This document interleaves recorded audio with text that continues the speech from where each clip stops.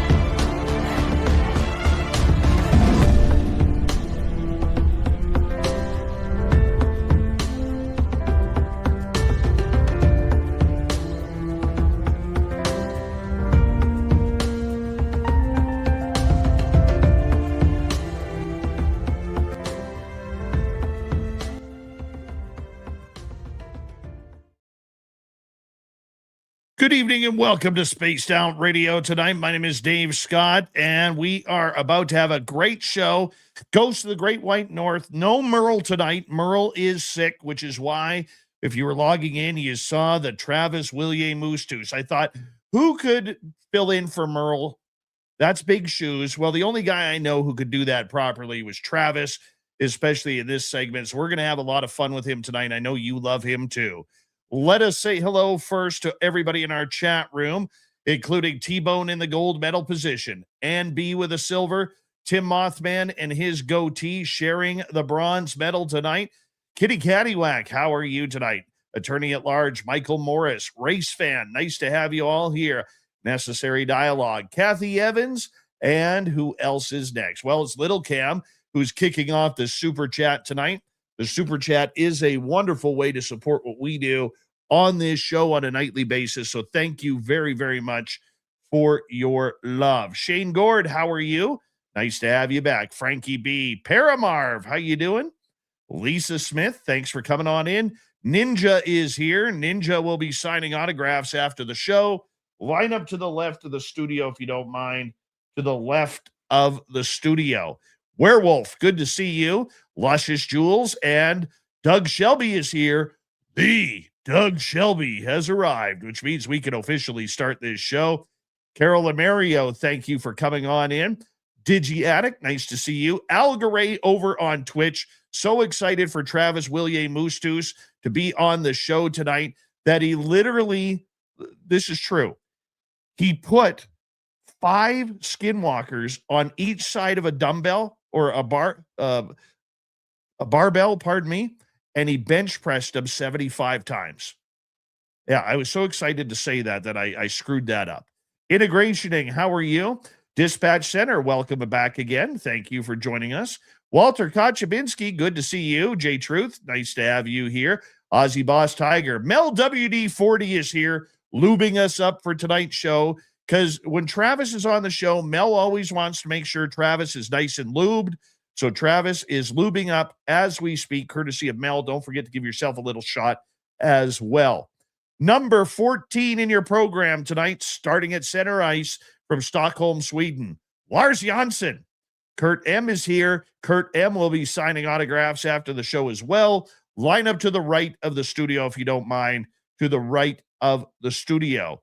Escape from Blue Jersey, nice to have you here as we scroll on down and say hello to Dr. Bob, East Coast Turnaround on X, Robert Lamoth, and Edwin Guerra, nice to have you here. TCR, Country Carpenter, nice to see you both as we scroll on down. And up next, we say hello to Jennifer Beveridge. How are you, my dear? I'm Hardcore on X, nice to see you. Magnus, always a pleasure. Jerence Carter is here. Jerence Carter. There he is. Digger Dog, it's always a pleasure to have you here, my friend, as we continue on with our roll call. Yeah, let's see.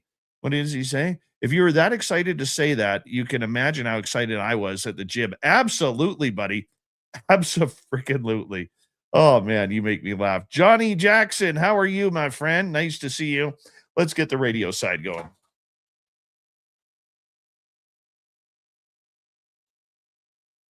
Hello and welcome to the radio and podcast side of Spaced Out Radio tonight. My name is Dave Scott, and we have a great show. Travis Willier Moostoos filling in for an ill and ailing Merle on Ghost of the Great White North. We love it when Travis is here, so we're going to have some fun with him. We are in roll call on our YouTube side, so just bear with us for a few more seconds as we say hello to Wando. How you doing, my friend?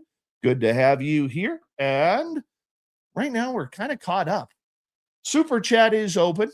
Be like Little Cam. It's a wonderful way to support what we do on this show on a nightly basis. And you can shop at our Spaced Out Radio store. We do not have ugly swag, people. No ugly swag. So make sure you check it on out. And where are we here? I saw somebody pop in. Stargazer, how are you? Nice to see you, my friend. Undead Jed, good to have you in the chat room tonight as well. You can get tickets for CaribouCon. You can. Coming up soon. Just a few months. CaribouCon.com. You'll hear me say that a few times tonight. Throw those horns up. Let's rock. Are you ready to hear your mystic voice of the night? It's time to wake up. He's here. Shush. Be quiet. He's ready for you to listen. Let's point our ears to what's really happening next. We're together.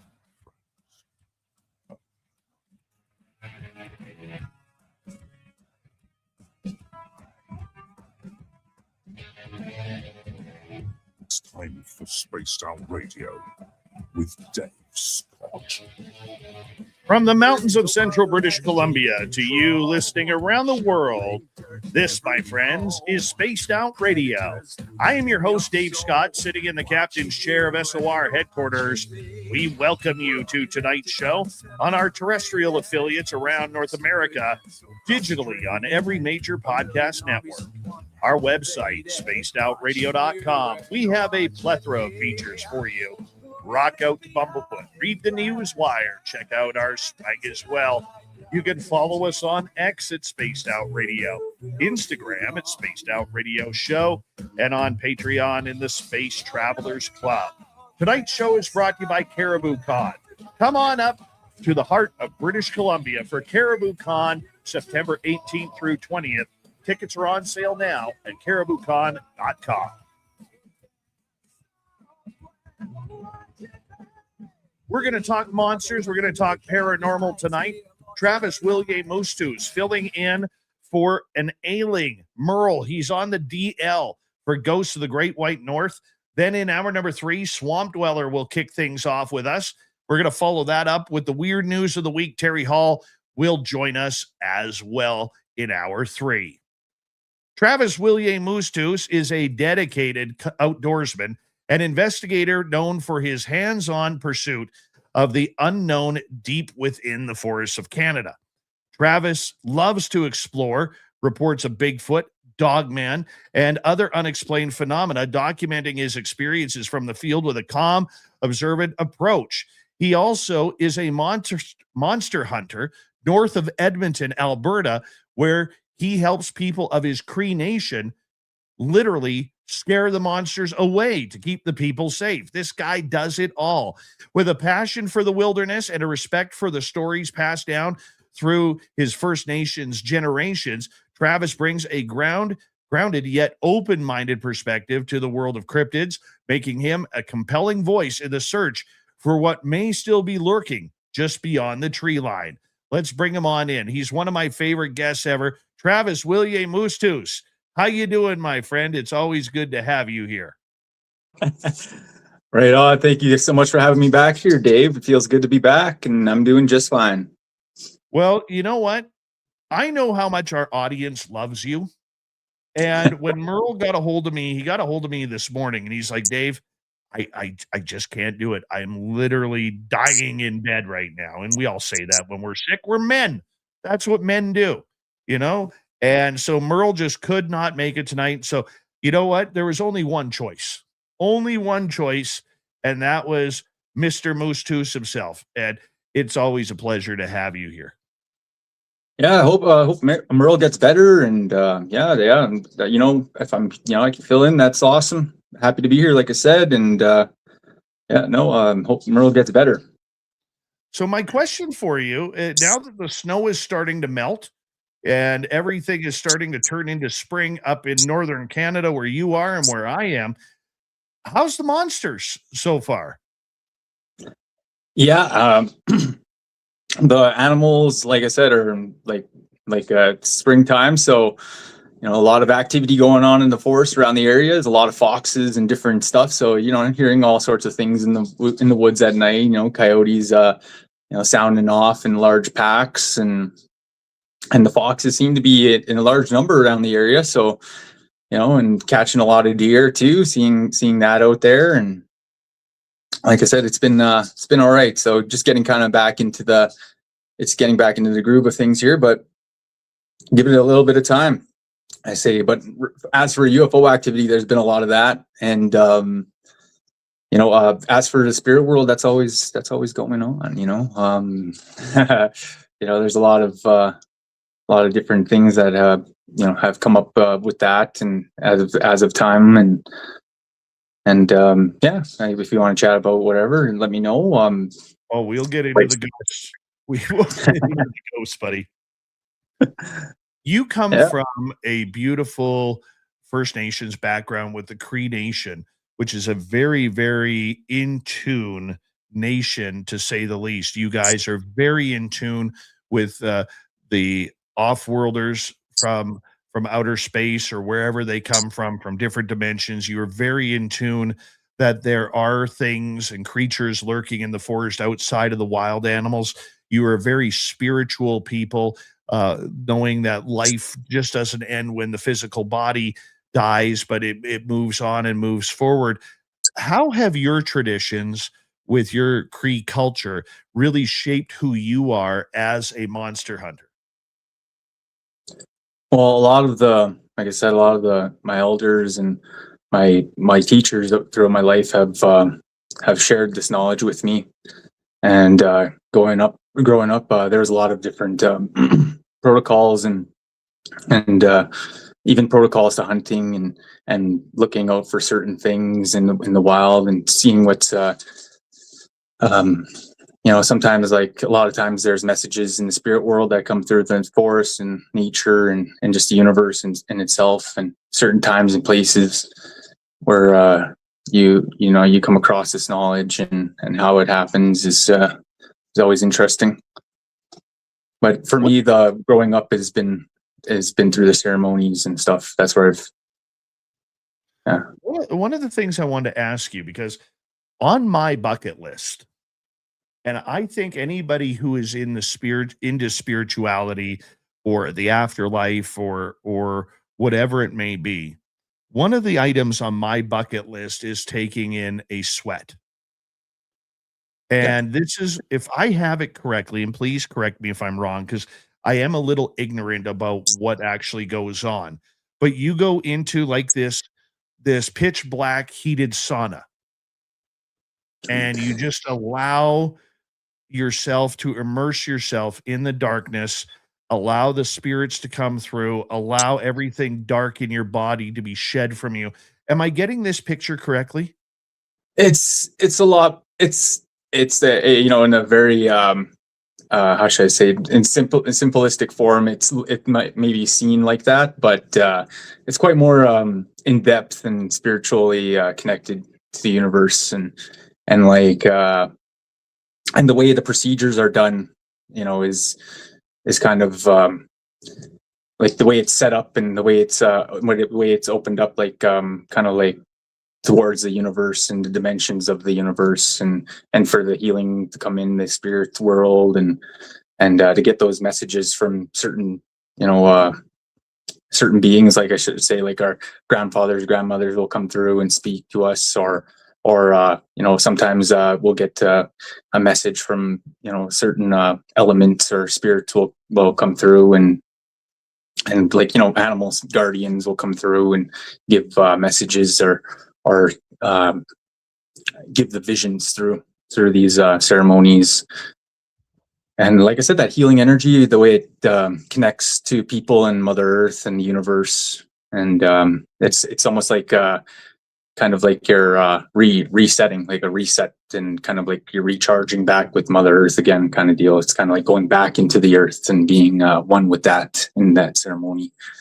And the prayers, and you're praying for everyone in the world, in the universe there too, not just yourself. Like you're praying for pretty much all the relations in existence, kind of in that respect, right? So, and then that's like I said, it's more of it's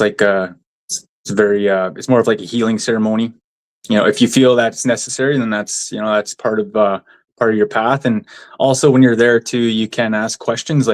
That's where like spirit world will give you if you have the right type of offerings for those ceremonies, you can bring them there, and you can actually get somebody like the spirit world will have a name for you, or like what was another thing there was like I said, you can ask a question for say ancient knowledge or ancient stories and stuff, and those the spirit world will tell you, or come there, and the story will come through, or a different kind of ancient wisdom like that will come through. And it's not really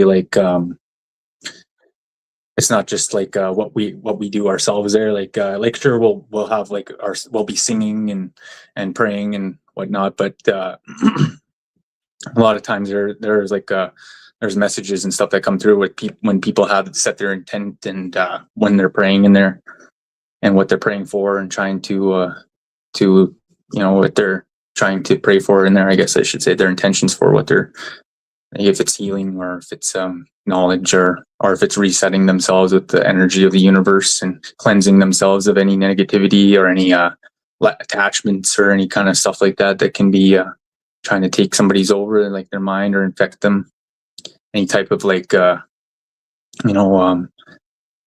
illnesses and stuff like that could be being caused by like I said, such dark energies and stuff, and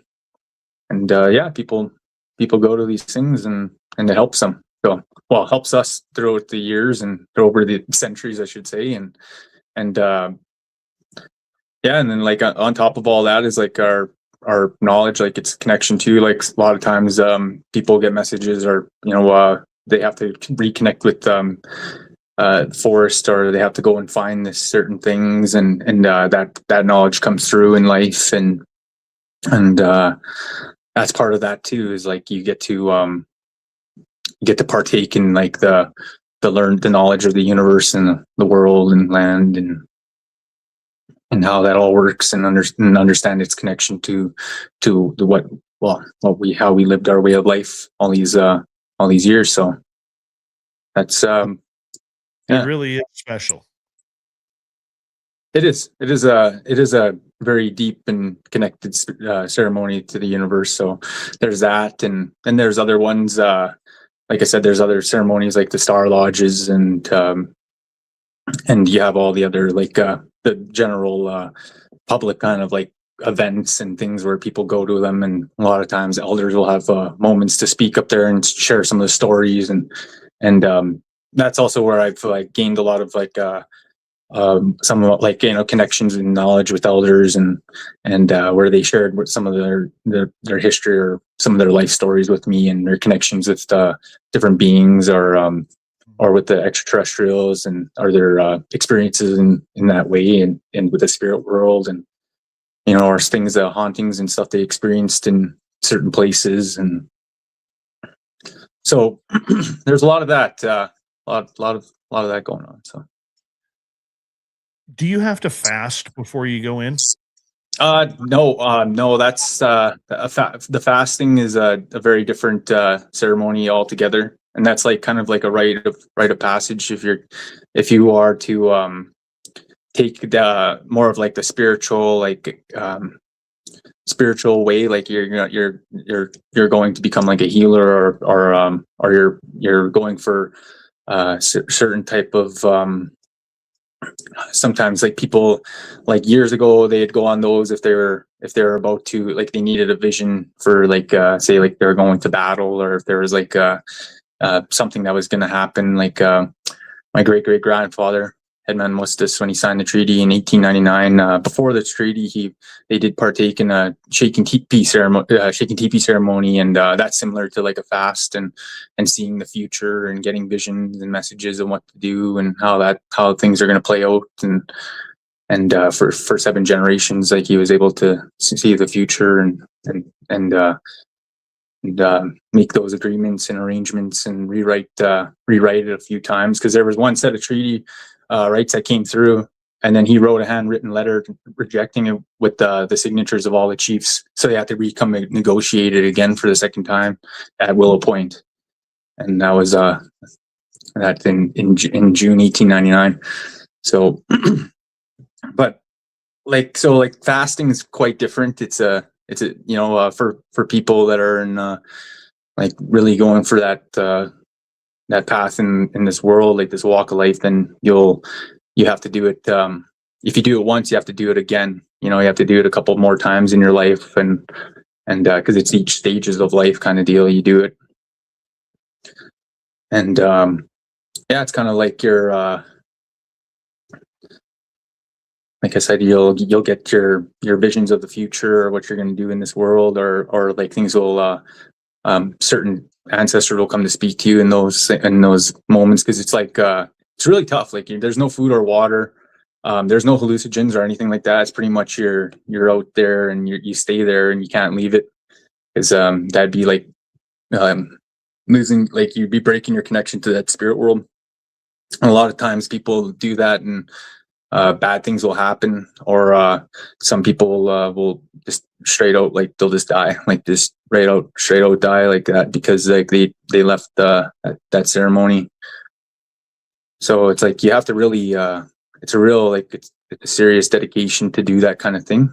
And then, like I said, it's after when I did it, then I had my, like, kind of like I had like a whole new vision of this path, like, in my life and existence in this world, and experienced different kind of things where I knew the spirit world was like there was another level to this existence, and I knew that's when I knew it was a real thing, like there was stuff beyond our understanding and connections to this world, and that was part of, like, I should say, my experience in this walk of life, and yeah, ever since then, like, it's been very spiritually, guided in that path, and I've been keeping track on where I've been, experiencing a lot of this phenomenon along the way, and that's that's how I've seen this walk of life, through the transgressions and encounters and phenomenon in my life. And yeah, like I said, I experienced a lot of different beings in that ceremony, the fasting ceremony. That's when you're really connected to that spiritual world, because it's like that's when this existence and that world kind of like the layers start to really shine through, I should say. What is during a sweat or during the fasting times, what's the scariest thing you've encountered? Yeah. So there's a lot of, like, sometimes, like, you're told in the ceremonies, like, when you're out there, like, this is how I learned this, was when you're out there, a lot of times, like, there will be the dark spirits that will try to come and trick you in your area where you're at, because you get placed by the medicine man, which was my uncle at the time. And they placed me out there in the woods, in the wilderness, alone. And like, I'm waiting. I'm there. I'm praying, and I'm waiting out my duration of that ceremony. And I'm connecting with all that's around me. I'm seeing all the life. Like, you realize, like, it's so quiet, and then everything, like, you start to, that goes away, and you start to hear every little thing, like all the little leaves, all the all the trees, like all the bugs and like ants and stuff, and like it was pretty like a very connected moment in my life with that. And like I said, a lot of times the spirit world will come and try to trick you. Like there'll be dark ones that will come, and because like it's this world is in existence is light and dark, and there was trickster spirits that would come and try to get you to step out of there so they could take your soul, and you die or whatever there, right? And so you're told not to interact with these ones that try to come and trick you. So it's like you start to learn which ones are bad and which ones are good, and how the good ones really like how they approach you, and how it happens is far more extraordinary than the ones that just approach you and like try to like trick you, like pretending to be an animal or pretending to call out in the woods, like, hey, like, hey, it's me, come out here, like come in, and try to get you to, walk out there and take away your life. So, and, yeah. And when a lot of times, like, it seemed like the time just went by like real different. The spirit world, there's no time frame. So a lot of it felt like it was just, like a very lucid, like there would be a moment I'm there, I'm praying, and then all of a sudden it just like there's like like it was somewhere, like you're getting this vision of some place, or you're in a different place, then you realize it, and you're like, whoa, like I should be over there, like how am I here? And yeah, and usually you get brought back there by the the guides, and I did anyway. And there was like a whole other, like I said, it's like the energy is such a high frequency, and yeah, very it's a very like I said, powerful ceremony that has to be done properly with the right procedures. The right protections have to be set up, and right kind of like prayers, and that time too was we had the Bigfoot spirits that were watching over our area, like in the metaphysical world. What's that like? And what is that like? Because I've seen that happen. So what ended up happening was we were done our sweat lodge ceremony, because like we were getting ready, or setting our intentions and our prayers for that, or preparing that ceremony to happen, like out there in the wilderness, and there's a intermission where you exit out of the sweat lodge to hear some of the prayers, and you learn the all like some of the teachings, like what, like the procedures, how it's going to happen, and what what day, and how you're going to tell what day it ends and stuff, and as we're sitting there, all of a sudden, just like it sounded just like but it was the trees were snapping. You heard the giant trees just fall, like four distinct snaps, like huge trees, and my uncle's like, oh, the Bigfoots, that's their sign that they're here, and they're ready to watch over the area and keep you guys safe from any true like evil dimensional creatures or beings that would try to come and harm you guys out there. So you have to have them watching over you. That was their signal of that. And we're all there. Like everybody that was there in attendance, and we didn't bring any funny business like that. Like there's no intention to try to make that happen or do that. So like, that's how I knew, like, really, okay, like they're, that's the Bigfoots, sounding off in the area, like how they're here to watch over us, and they understand what we're doing here, and that's this like almost acknowledgement for the ceremony, like it's ready to go, like you can go out there now, like so there's like little signals from the spirit world and dimensionals that they give you in those times, and like I said, connection to the universe that just comes through and kind of guide, like I said, it guides you to do that, or to go towards that path, or to do those things if you're meant to, right? Travis, I'm going to get you to hold on right there. Travis Willier Moostoos from the Cree Nation, just north of Edmonton, Alberta. He's an Oilers fan, which means yeah, I'm an Oilers fan too. So there we go. Monsters and paranormal talk. with Travis when we return on Spaced Out Radio.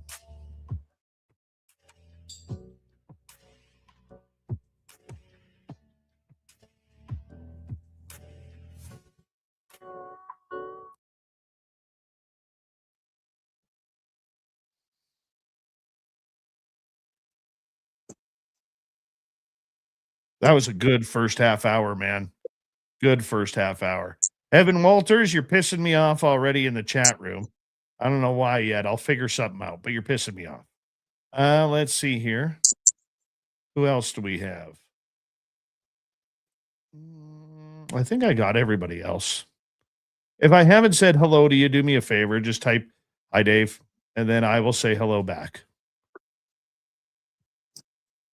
Good morning, Skip to Malou. Can you guys hear my neighbor's corgis going nuts? They got 3 corgis, and one of them is an absolute barkaholic. But I got the window open because it's really nice out here.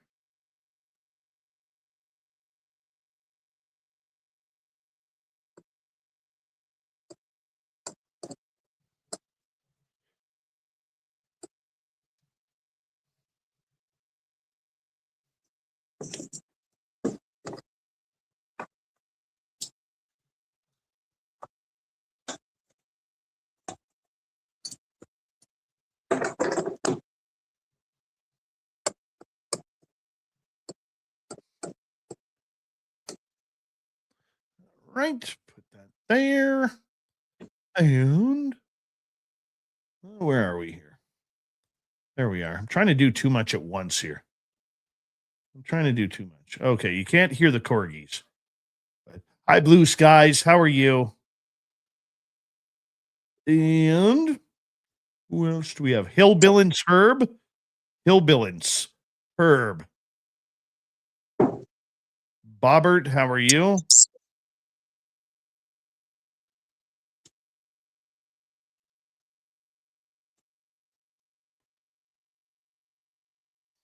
No, hold on. I'll find out the temperature for you here.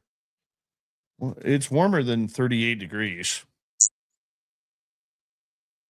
It's 49 degrees Fahrenheit, 9 degrees Celsius, complete t-shirt weather. No need for a jacket. Fap Nuts, how you doing?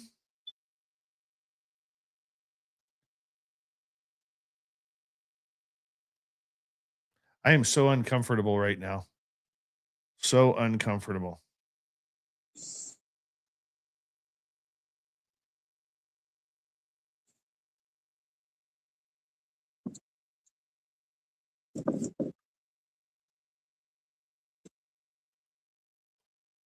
All right, we got about 2.5 minutes. 2.5 minutes.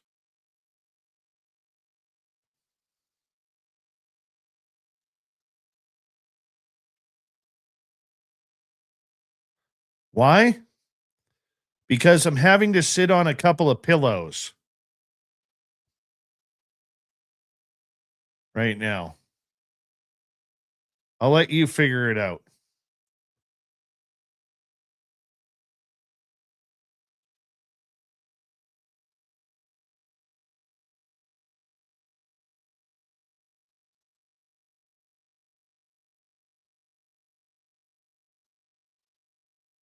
No, not sciatica.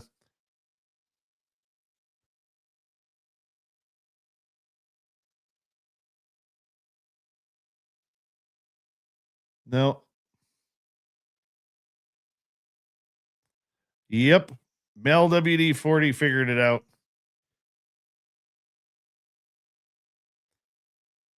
And it's nothing sexual. I will say that. It's definitely nothing sexual. Oh, God. There you go, Shane Gord.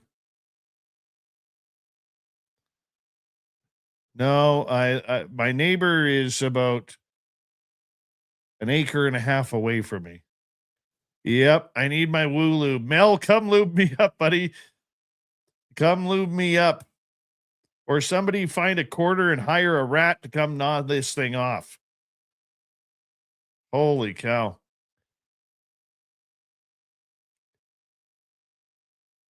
I'm dying. I'll be honest with you.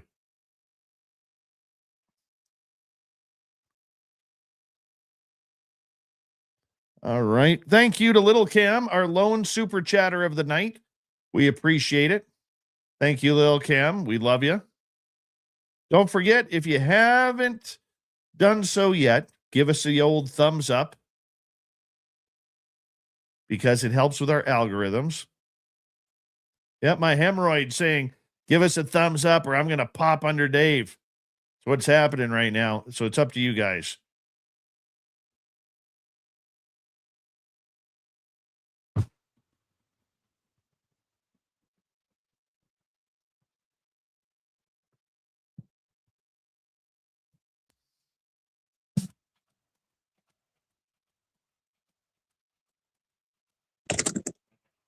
Here comes the second half hour of Spaced Out Radio tonight. My name is Dave Scott. We always appreciate you tuning us on in wherever you are on this beautiful planet we call Earth. Hello to everyone listening in all around the world. I want to remind you that if you've missed portions of this show or others, you can always check out our free archives on YouTube or any major podcast network. Our website, spacedoutradio.com. We have a plethora of features for you. Rock out to Bumblefoot, read the news wire, check out our swag as well. Follow us on X at Spaced Out Radio, Instagram at Spaced Out Radio Show, and on Patreon in the Space Travelers Club. We bring in Travis Willier Moostoos. He's filling in for a sick Merle on Ghosts of the Great White North. He is of the Cree Nation. He is a monster hunter by trade. And we love it when he's here. Travis, welcome back, my friend. Right on, Dave. It's a great show so far. Thanks for having me. And like I said, I'm willing to continue to keep going here. So, well, let's get into the paranormal side of the spirit world that you deal with, because there are all sorts of spirits running around all of us all the time. Some of them are nasty, upset. Some of them are connected to demons. Some are just, grandpa and grandma making sure that we are still happy and healthy on this side, still giving their sage advice from the other realms. How often do you deal with hauntings? the hauntings, throughout my life, there's been many different kinds, all sorts of different kinds of, I should say, uses of that darker spiritual world. And it's more like the people, I should say that, are doing bad things or doing things, in bad ways with bad intentions. And because like the medicine world, spirit world is always, it's intended for good uses and connection with the universe. But a lot of times there's some people that will use it for bad, and people will sometimes do dark things, and a lot of times attachments or things will happen to people, and it doesn't fare out too well. As for the people that come to us that are affected by such things, like sometimes an area can get infected by ill practices, and dark things tend to attach themselves to people, and that's usually spirits that are infected by that distortion and that opening into the darker worlds. So with that being said, a lot of times we've had to use help from the other side, like universe, the guardians, and like you said, our ancestors that will come through with help for people and the community itself. Sometimes when we have to pray for lands or the community, and our certain areas, like where it's like buildings used to exist and are now no longer there, and our people that like mass graves that were forgotten, and we'll make commodifications for those, like to remember the I should say, remember them. And like you said, we did a powwow a few years ago, like 4 years ago now.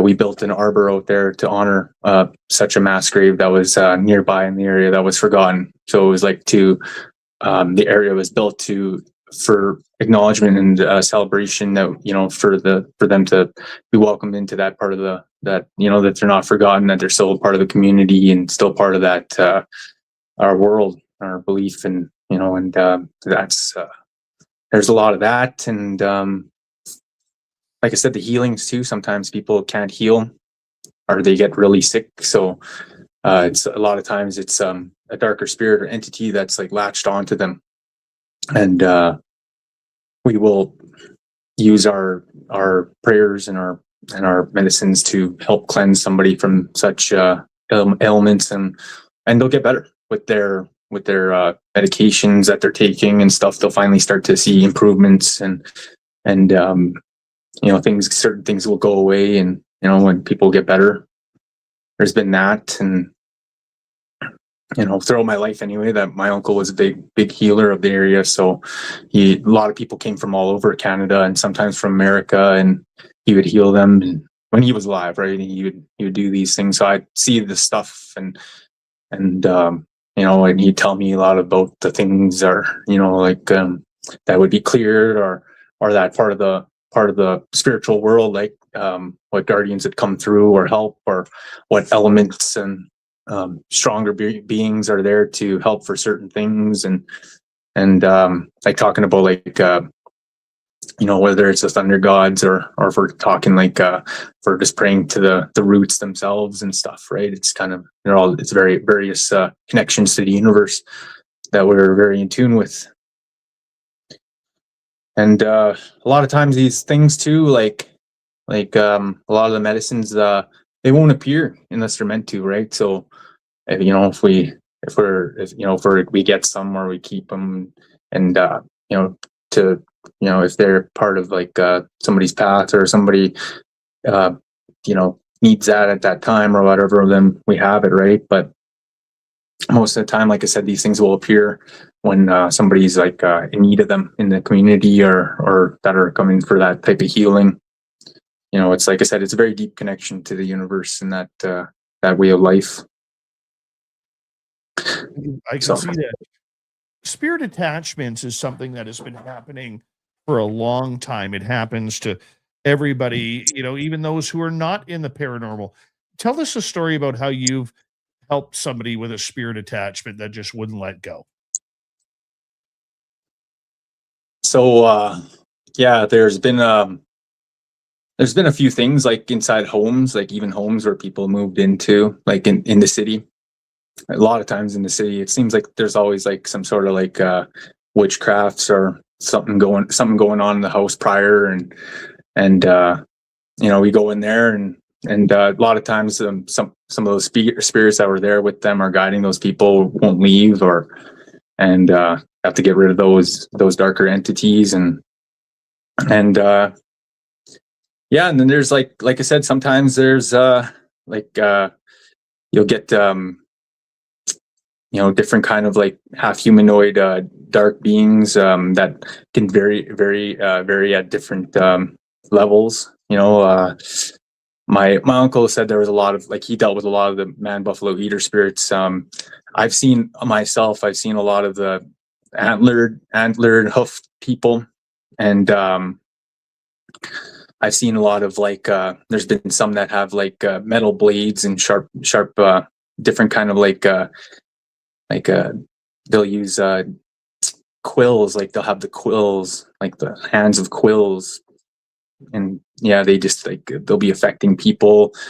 There's been a lot of attachments through dream attachments to mess with people sleeping, and that kind of sort of thing. So like I prayed for a lot of different people, and in prayer too, like I will also like see them in that spirit world, their body, spirit form, and I'm able to see the distortions, and in those distortions I'm able to see these beings in there, and most of the time I'm able to get rid of them, and clear the area, and other times, well, we will have to use some of our natural world to help purify that area or the people as well too, and pray for them.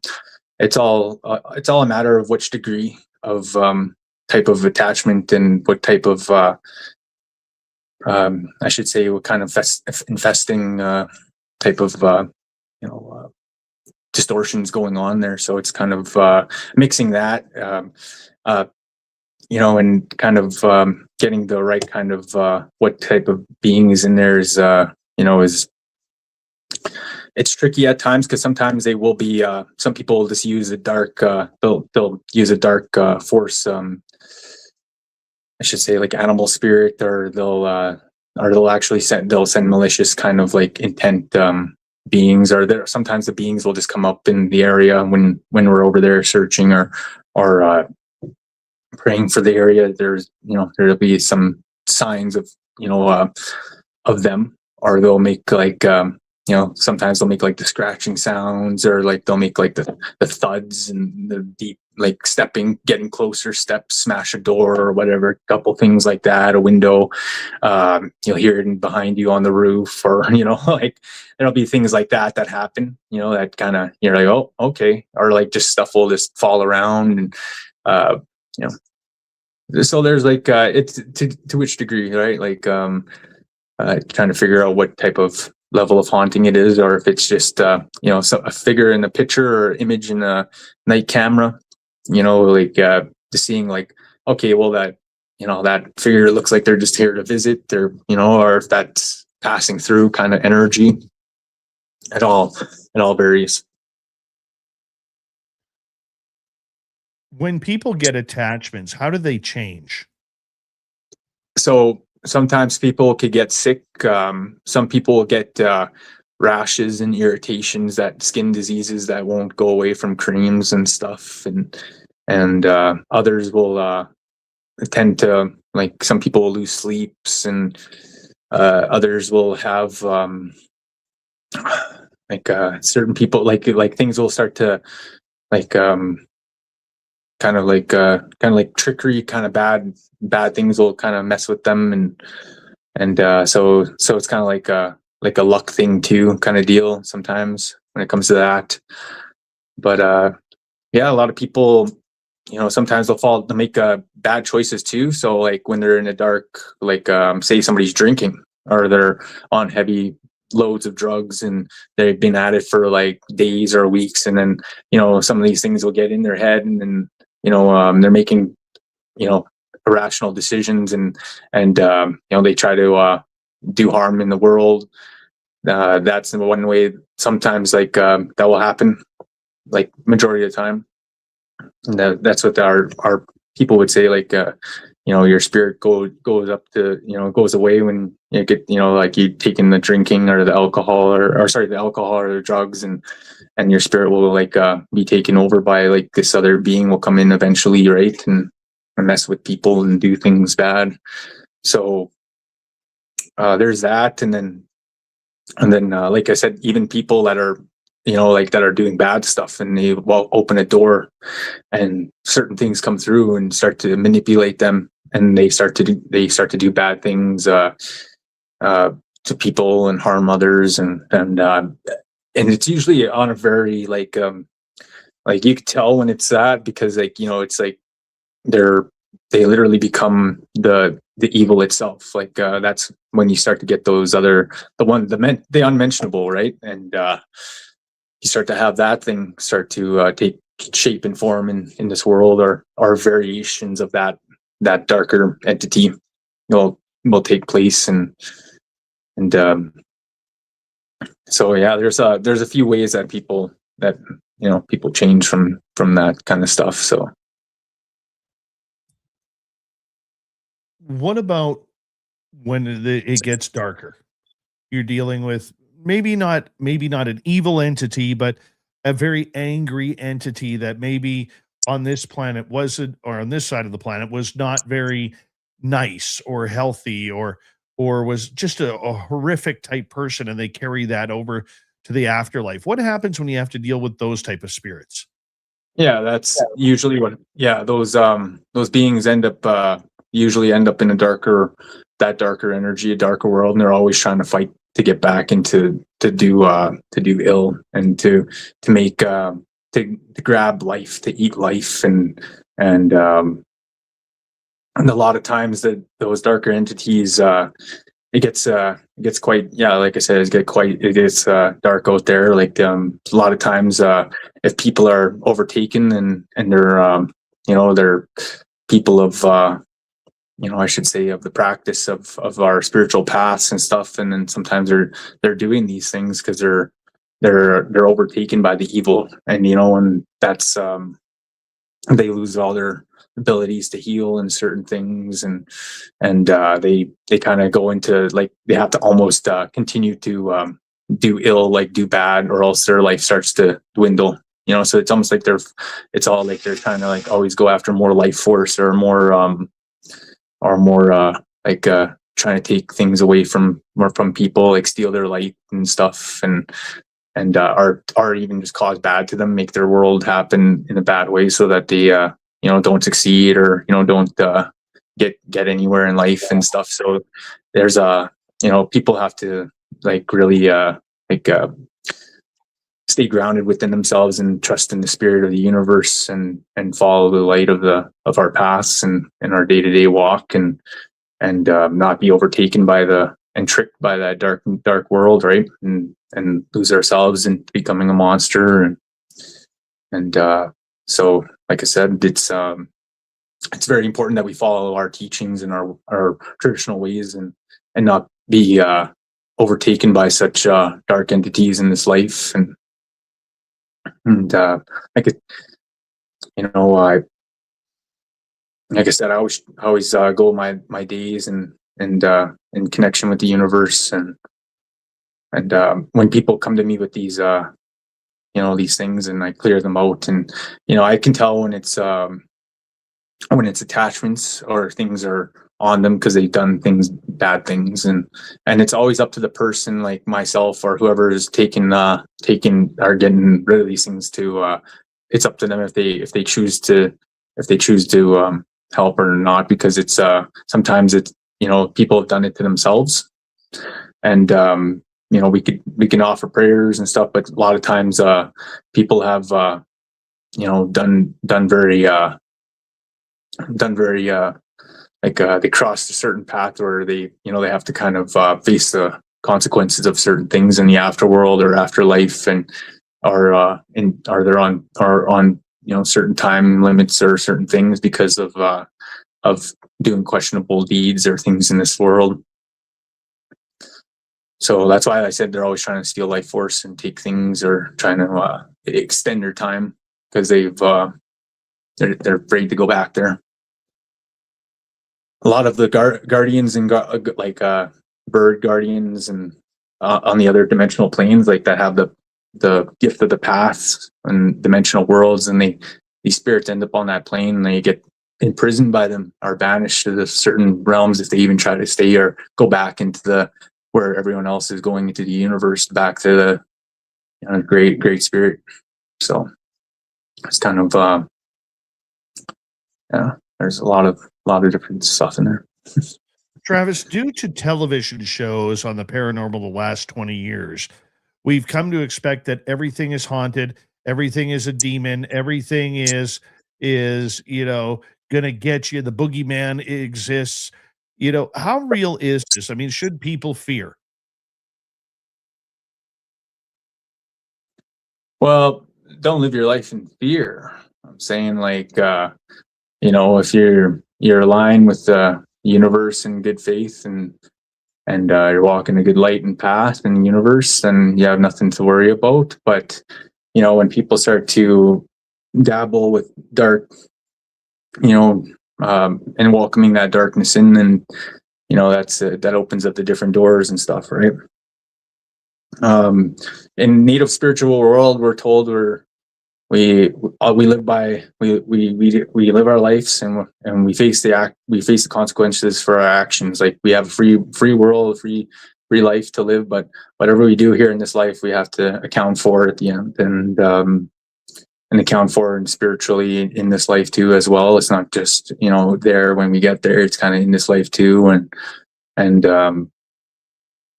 yeah, so we always like I said, it's very important just to keep in line with your practice and what you know in your life, like your spiritual practice and aligning with the universe, and you should be all right. But as for like people that are calling in the dark ones and dark things, you know, there's usually people have, you know, they'll see the signals, they'll see the signs, they'll experience the encounters, they'll, you know, and that's when they have to that's when people should call someone to come check into it, or maybe ask for some spiritual guidance in that what to do in that direction.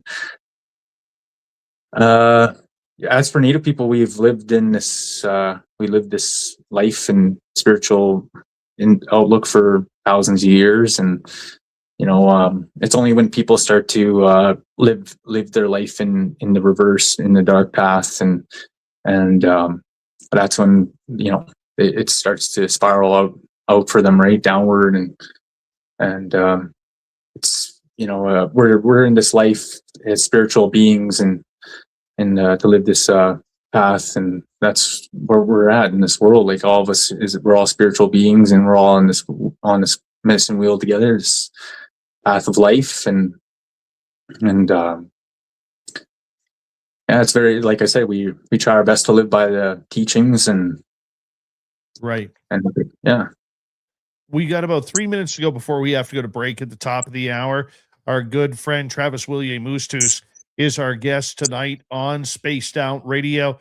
Travis, as we start to move forward with this, you know, when you're walking in a forest, or you're walking, you know, into an area where maybe very few people go, and you encounter something in the spiritual realm, like a ghost or some sort of entity, how do you handle that?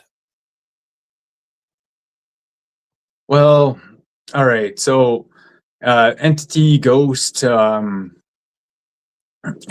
it's, you know, if it depends, like if we get communicated through you know, using ghost box, or if we get a message through the spirit world, or if the beings are around, then we know, you know, it's like when I say spirit beings, like, you know, if the eagle, or if certain guardians are around in the area, then kind of know, okay, all right, we get a little symbolism here and there, little signs and hints at life, and but if it's like a dark spirit, or a ghost or something, sometimes we'll see apparitions, we'll hear drumming, we'll see them in the sky, in the northern lights, we'll see them and hear them in the trees, and the whistle of the trees.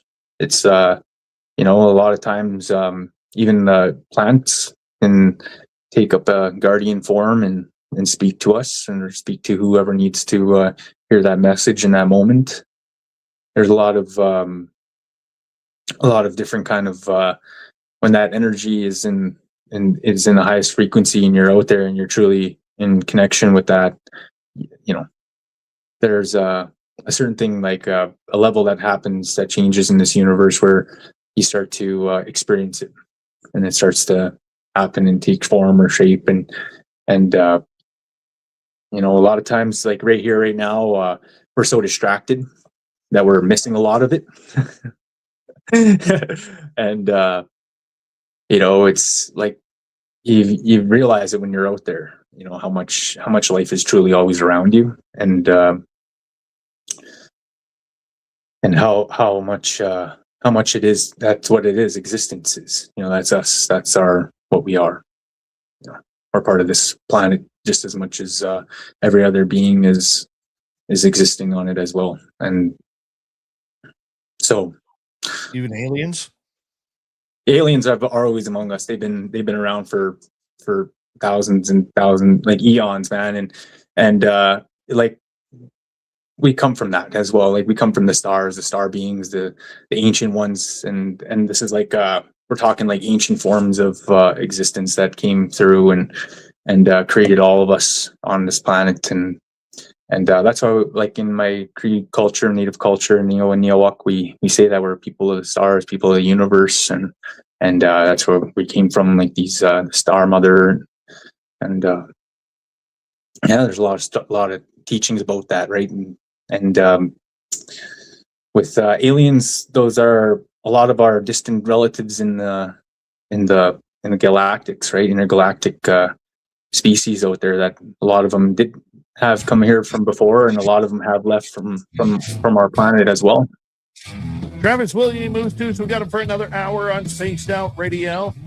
We will be right back. This is Spaced Out Radio with host Dave Scott.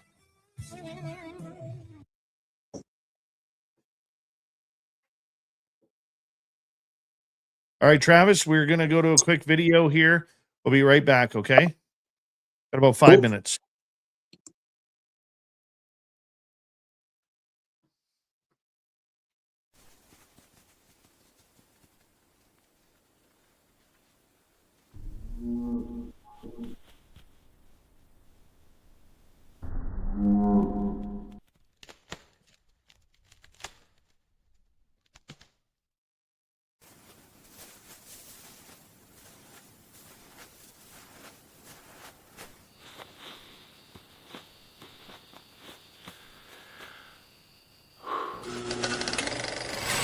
Our merch is Bigfoot approved. We have t-shirts, we have mugs, we have hoodies, we have socks, we have hats, we have stickers, and so much more. Whatever you're looking for, we have you covered. Why just be a fan of the paranormal when you can buy Spaced Out Radio merch and look the part? Our merch ain't ugly, folks. Check out the Spaced Out Radio store. Find the link in the description below.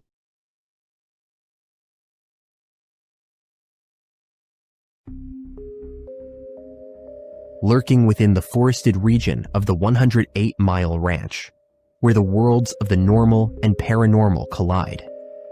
CaribouCon is waiting for you, bringing together a panel of renowned experts in the paranormal, cryptid research, and UFO phenomena fields.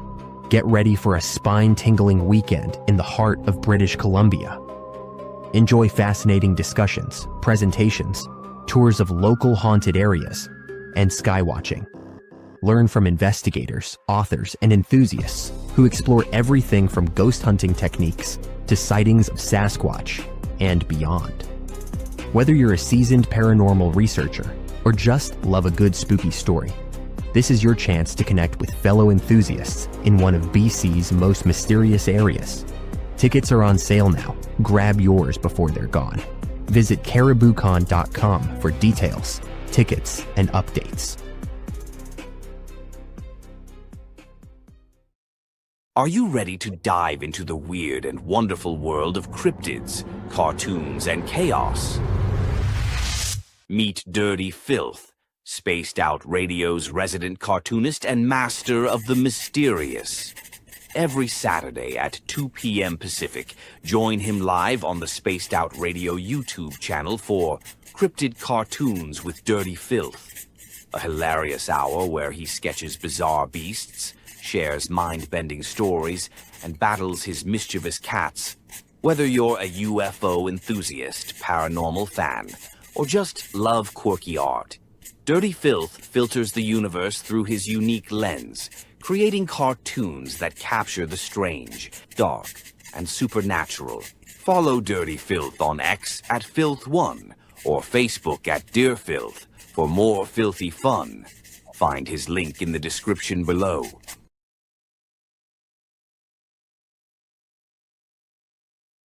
Spaced Out Radio wants to hear from you. We love our community, and your voice truly matters. Drop a comment after every show and let us know what you thought. Agree with our guests? Tell us why. Disagree? We want to hear that too. We read every single comment. Jump into the live chat during the broadcast and be part of the conversation in real time. Got a killer topic idea? Your suggestions help shape the show. And if you want to take it even further, join our Patreon for bonus content and direct feedback opportunities with Dave and the team. This is your show as much as it is ours. Whether you're a longtime listener or brand new, we want your thoughts, your questions, and your ideas. And let's keep building this incredible community together. Spaced Out Radio, where the conversation never ends. What are you waiting for? We're listening.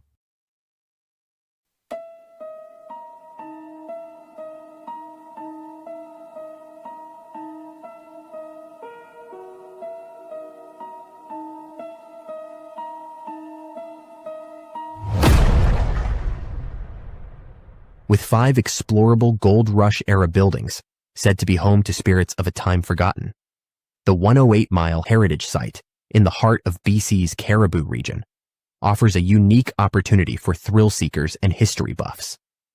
For an evening of historical fun, step into our guided ghost tours, where spine-chilling stories of Gold Rush legends and unexplained encounters come alive.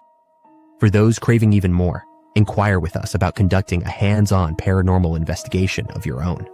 And if you're truly brave, book our haunted sleepovers.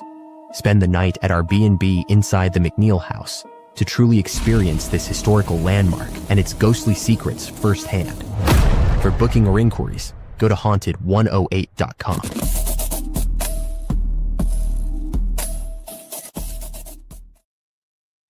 Here we go. We are into hour number 2 coming up here momentarily. Thank you tonight to our lone super chatter. It is Little Cam tonight. Appreciate you. Excuse me, with a little hiccup there. And anybody else join us in our chat room? Let's take a quick peek here.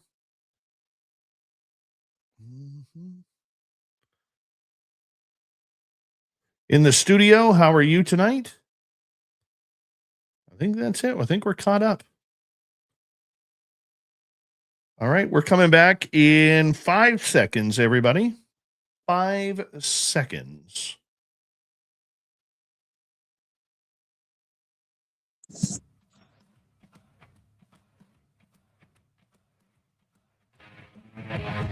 Here we go with hour number 2 of Spaced Out Radio tonight. My name is Dave Scott. We always appreciate you tuning us on in wherever you are on this beautiful planet we call Earth. Hello to everyone listening in on our terrestrial affiliates around North America, digitally on every major podcast network, our website, spacedoutradio.com. We have a plethora of features for you. Rock out to Bumblefoot, read the Newswire, check out our swag as well. You can follow us on X at Spaced Out Radio, Instagram at Spaced Out Radio Show, and on Patreon in the Space Travelers Club. The Desert Clam has set the password for tonight in the SOR Space Travelers Club. Oniomancy. Oniomancy is your password. Use it wisely, Space Travelers, as the Clam sets the password each and every night right here at Spaced Out Radio. Travis Willier Moostoos is here. He is filling in for Merle on the Ghost of the Great White North, as Merle is sick and in bed, sleeping, cuddling with his ghostly spirits all around him. But Travis is here nonetheless. And thank you, Travis, for filling on in. We always appreciate sharing the airwaves with you. Yes. Get well soon there, Merle.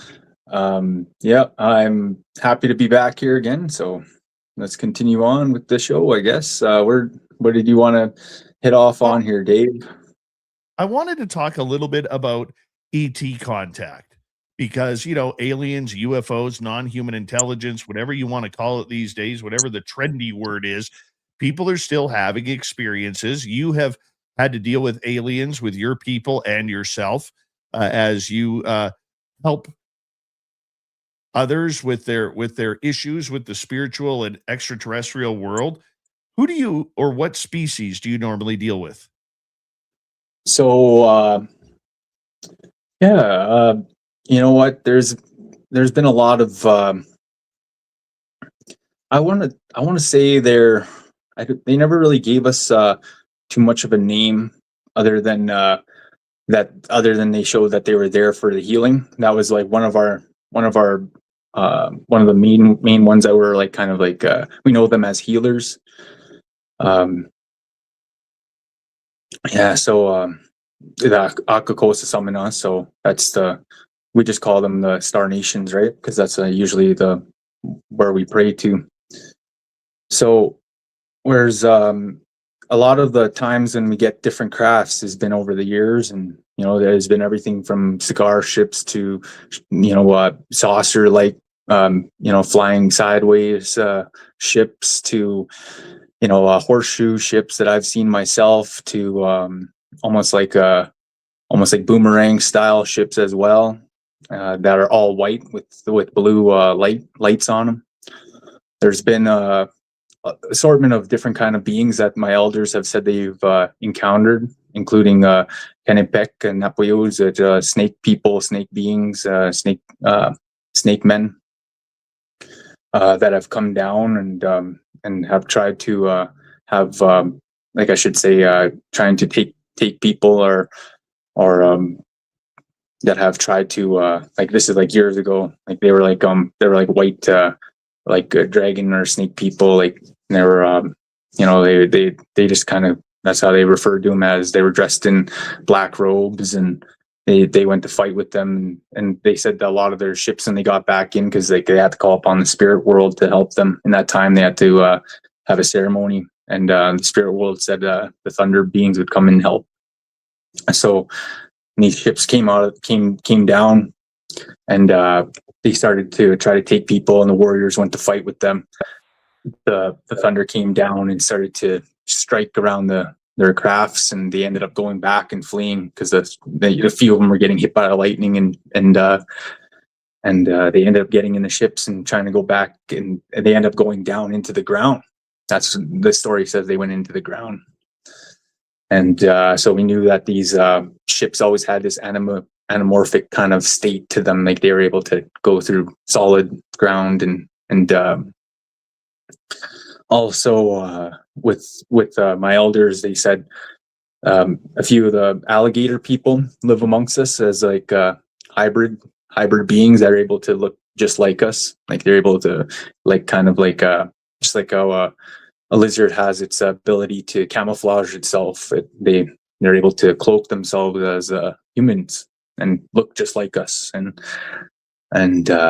there was actually ancient kingdoms back in the times. Like in the ancient world, there was like a lot of cities, like our oldest city, one of our oldest mountains areas, like where we conglomerate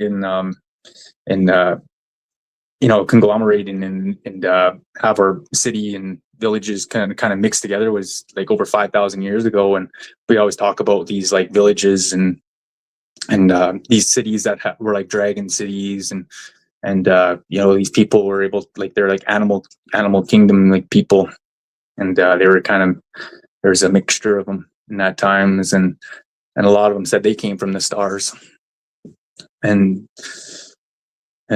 came here on their different crafts, like in asteroids. They like land, and a lot of their kingdoms and stuff are deep in the ground still, like their ships are still in the ground, where they still exist in today. And a few of my one of my elders that spoke with me a few summers ago told me an interesting story about his encounter living with one in Edmonton. This is like back in early 40, 50s times. And he was just a young guy at the time when he had that encounter. And at the time there was no UFO, like there was no alien. Like he didn't think that, he just thought that was just a different kind of person, or because he had never had no teaching tell him anything about that, right? And so he was after he got older, he realized what it was, and what they were, and because he was just a young man when it happened. And where do you think they come from? A lot of times they travel through very, like they have old routes from spiritual connections in the universe that allow them to dimensional travel through here, and they can be here like in a second. Like they can come from their state to here in a second, because like it's just that's just the quickest form of travel in the universe, is just to be here, and from their dimensional space to here. And these ones have gained that knowledge from such pursuits in spirituality and technology, and when I say that is like they were able to use their planets, their elements, and coordinate that with their connection to the universe, and they're able to get here they have strong beliefs in us that we're able to do that because they're like they see a lot of similar our connections to the universe and abilities to take on such travel or such form. And they have picked up a lot of our medicine men and people, a lot of my teachers from fasting and ceremonies like that, where they've been picked up by crafts. And it's like they said it was just like a star that came down. It was just and picked them up instantly. Like they didn't even, there was no like stop above them or anything. It just almost like a sweeping motion, just and they're in the ship just like flying. And a lot of, there's been mentions of the grays, and not the grays that people hear. Like there's like a few different species of grays out there, different planets. They're kind of like a multi-planet society. And the grays, the ones that my people have like encountered, were ones that were more on they had their own planet, they had their own ships, and they weren't really in a slave race to the other beings out there, the other ones that seem to have taken over the other races. And whether it's there's like insect manipulator, a race out there that kind of like ends up enslaving some of these grays, and other reptoidal species that enslave some of them as well too. But those are totally different species, because there are a lot of species here on Earth that have evolved over time and that have been here from other planets and other intergalactic planets. Because like we're one solar system that's part of a multi. There's like billions of other solar systems within our galaxy that makes up our whole galaxy. And a lot of these beings, they come from other places, but like I said, they've mastered this dimensional flight, this dimensional travel that was made by the ancients, like before them, and they were able to pick up on that and use it to their ability. That connection, I know it can be positive or negative. Like I remember talking to one of the First Nations elders here in my community, and he was saying, to quote him, "I just wish the damn star people would leave our people alone." They had people vanish. They had people dropped off in the middle of the roads where they had been run over afterwards by vehicles who didn't see them lying on the road. Some nasty things have happened. So, for your culture, it seems that the ET contact has been rather positive and spiritual, whereas for others, maybe not so much. We've like I said, a lot of our language came from the stars. Our teachings came from the stars as well, and all the animals that are connected to these teachings and our way of life all play a big part in story in that creation, in that history of the land and who we are in this existence. So we understand that there are dark ET presences out there. We do know that there's there are forms of them that are dimensional, and they do try to hinder a lot of our people and I should say spiritual beings on this planet, and manipulate them, and whether that's trying to encase their life force in crystals and do all sorts of different kind of things, like creating hybrids of us and animals and there's all sorts of like things that they've had their time doing over the years. But we're, like I said, when we pray, we're with the light of the universe, so we don't usually interact with those ones. Like we don't interact with the dark species. We have protection from a lot of the other ET races that are spiritually divine, that wouldn't even allow them to get close to us just by their frequency and who they in their like presence around us, and that's usually like kind of like when we say like we have this connection to the stars and our relations up there, that's what we're referring to, is these spiritual extraterrestrials that are on that ultra-terrestrial level, that are not lower beings of lower dimensions, which are trying to essentially if infiltrate us and use our spiritual life force to gain some path into infecting the next level of light. But it just they never manage to, but they're always just so they get their fill out of like infecting the middle ground, I should say, the middle realm. So when we finally get up to that when we're all at that upper level and all in that spiritual plane, then we won't have to worry about such dimensional beings anymore. That leads into my next question. Who or what are the green people? I know up north in British Columbia, there are First Nations areas where they say do not go into the forest at night because of the green people. Who or what are they? Yeah, that's like that seemed like a deep forest cultural like tribal entities. There's some of that out there. Like I said, it can get especially if there's certain dimensional doors open, darker beings can manifest through, whether that's they're trying to manifest through the trees and they're becoming some sort of tree being, or they're becoming they're infecting an animal spirit and they're part animal and part I should say devourer of dimensions kind of deal. Like there's a lot of horrific structures they can make of themselves, if it's in the water or if it's on land. It all varies.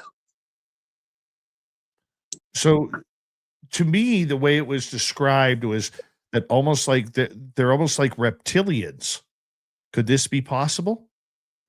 You know, the Kennebec Napoyu, like the snake men, they can take form, and a lot of times I've heard that they were green and they were brown, scaled skins and yellow eyes. They're very dimensional. They have their abilities with the forest, with the plants and the mountains, keepers of the mountains. You know, I could see them, you know, possibly venturing into the forest to, I should say, visit a certain spot for spiritual divinity, or if they're there grabbing certain, you know, properties that grow there or whatnot, making maybe there's a certain offering that they were doing there. But other than that, it's, you know, if you come across them, usually it's usually you have to pray, or you have like you have to kind of like make like a respectful manner, like you didn't want to offend them. Like it's kind of like you got to kind of like let the spirit world know that you weren't there to offend them or to do harm, or because like they're very, very mystical and they have their ways. Like it's, you know, it's kind of more like a respect thing. If you come across just like a Bigfoot in that sense, you have to have like a certain level of protocol and you go around them, especially if you're going to go to be with that, or be them, or be like a part, if you're meant to become a part of that, right? There's like all these different things that somebody would have to undertake or go then just to show up there and be like, yeah, I'm here. Or, you know, like it could go very bad in that sense, right? So as for, you know, like, yeah, out there in the wild, in the forest, there's all sorts of different kind of like when you get to creatures and spiritual forms taking place, and especially like if they're like you know, they're half fur beings, or if they're the half snake people, dragon form. You know, you know, over the years, like, you know, there were some that were told to be tradesmen, like they would actually have trade crafts like from underground, like crystals and different things they would trade for up here on our surface that they didn't have down there. And you know, they'd meet at rivers and different kind of things. So, you know, there's all that. But, you know, if people are saying they're having bad encounters from them, it's probably because they're not meant to go there, or if there's certain if they're meant to, like they would know the, you know, like what they're meant to do to go there, or how to be, because there are some people who are half of that, right? Half like they're descendants of that. So, and it's a very interesting bloodline that's been mixed down from ancient extraterrestrial races. So if you want to, you know, and there's more to that in there too. So we got 5 minutes to go before we have to go to break at the bottom of the hour. Travis Willier Moostoos is our guest tonight on Spaced Out Radio. I got to ask you, because Evan Walters just made this comment in our chat room. You guys ever heard of the moving trees phenomena? It's nuts. There's videos from long before AI of trees moving on their own, not blowing in the wind, literally moving to a new location. Have you ever seen this or figured this out, Travis? All right. So my experience with moving nature and moving plants, we'd be out gathering medicines, and my auntie was there, and it was one of the rare times my auntie came out again, because she, in her late age here, so she came out with all of us, and it was just like it was meant to be. This a certain rare flower that would only grow deep in the forest was just there, like, and things like, so she was there to teach, because it was meant to be, right, to pass that on. So she was there to teach how to harvest it, and how to what's, like the prayers and things, and how to do it properly, right? So, and with that respect to that plant, so the spirit world knows that was like what it was meant to be, right? So there's that, they just appear when they're meant to, and when it comes to plants moving and trees moving, sometimes you can get into a part of the forest, and some trees will play tricks on you, and they'll change the path. So you get lost, right? You get stuck in there. But sometimes they'll play tricks, so you gotta be careful of that. And but it's like, if they know the intention, right? That's what's strange, is like, that's all life and vibration. They can sense who's who and what you're doing out there. It's funny, because I just went back to my Flight 21 area this past Saturday, and I was there probably 20 times last year. I know that area like the back of my hand.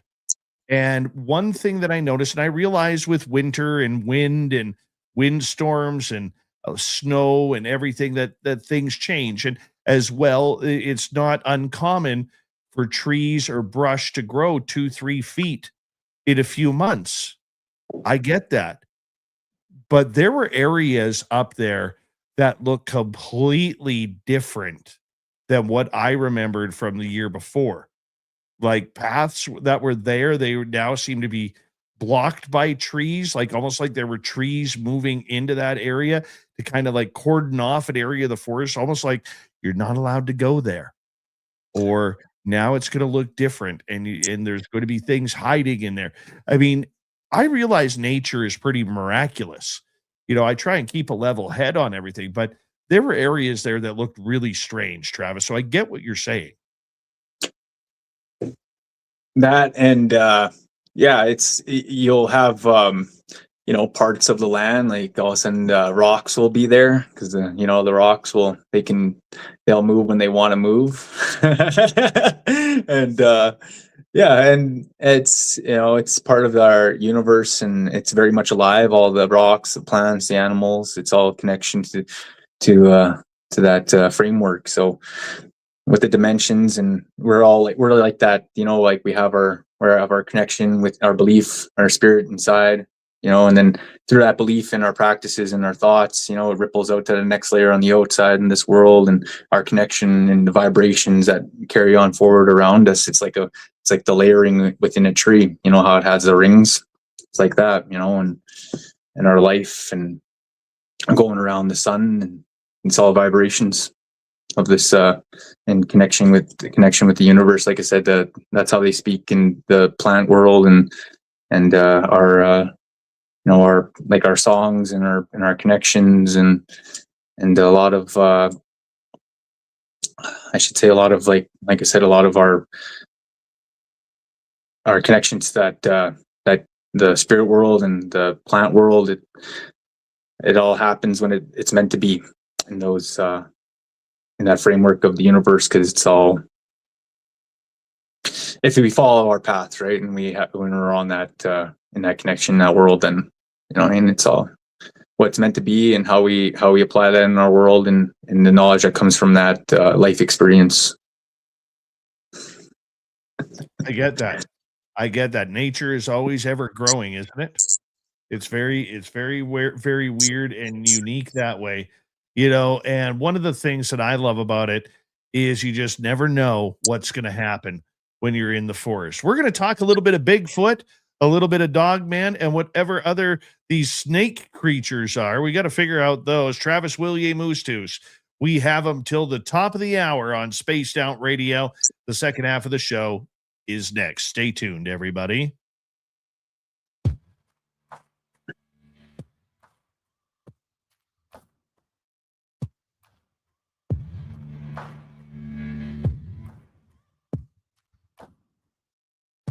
You're listening to Spaced Out Radio with your host, Dave Scott.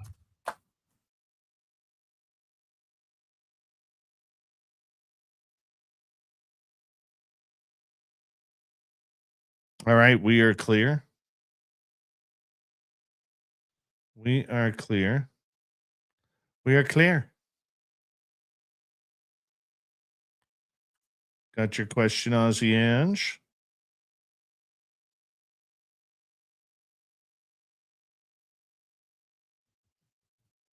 Who keeps chirping? Probably my nose. To be blunt. Probably my nose.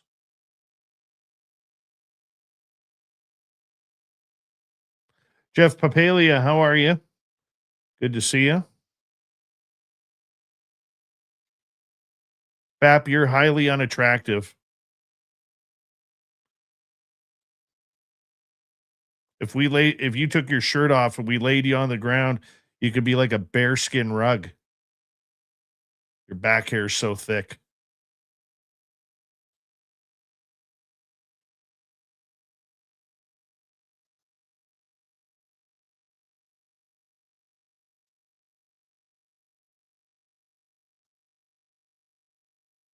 Lightwalkers, how are you?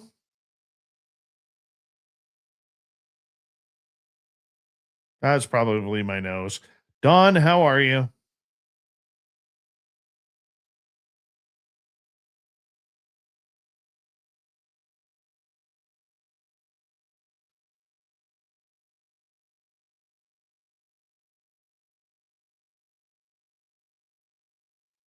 I don't hear it off of Travis's stream.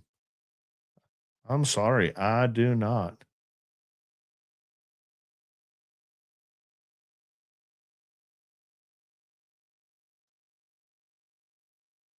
My nose it does chirp. Be blunt. Sometimes. Sometimes.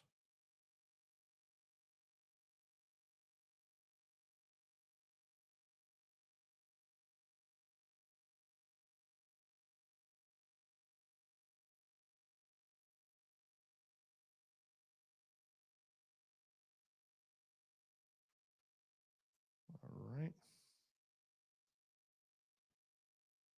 Got your question, Blue?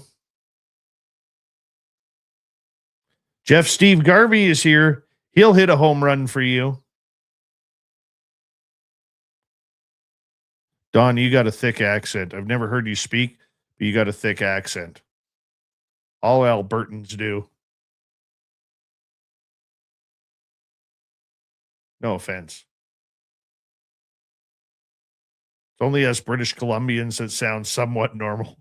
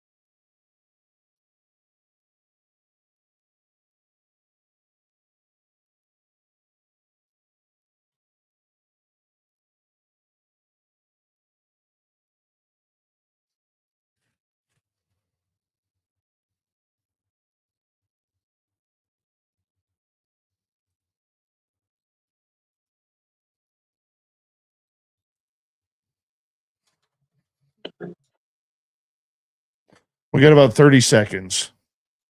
Cool. Right on.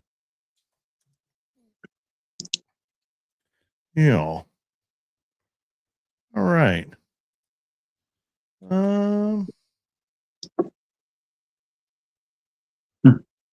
Yes, I do need to have a thick accent too.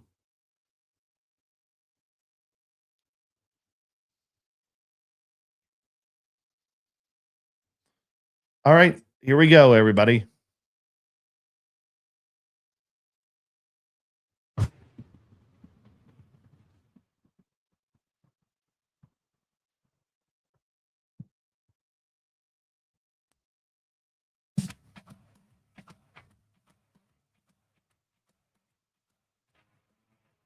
We are into the second half of Spaced Out Radio tonight. My name is Dave Scott. We got our guest on tap here, Travis Willier Moostoos, hanging on out with us. We'll try and get in some Bigfoot. But first, before we get to some audience questions, Travis, I got to ask you, what are these snake people things? This scares the hell out of me.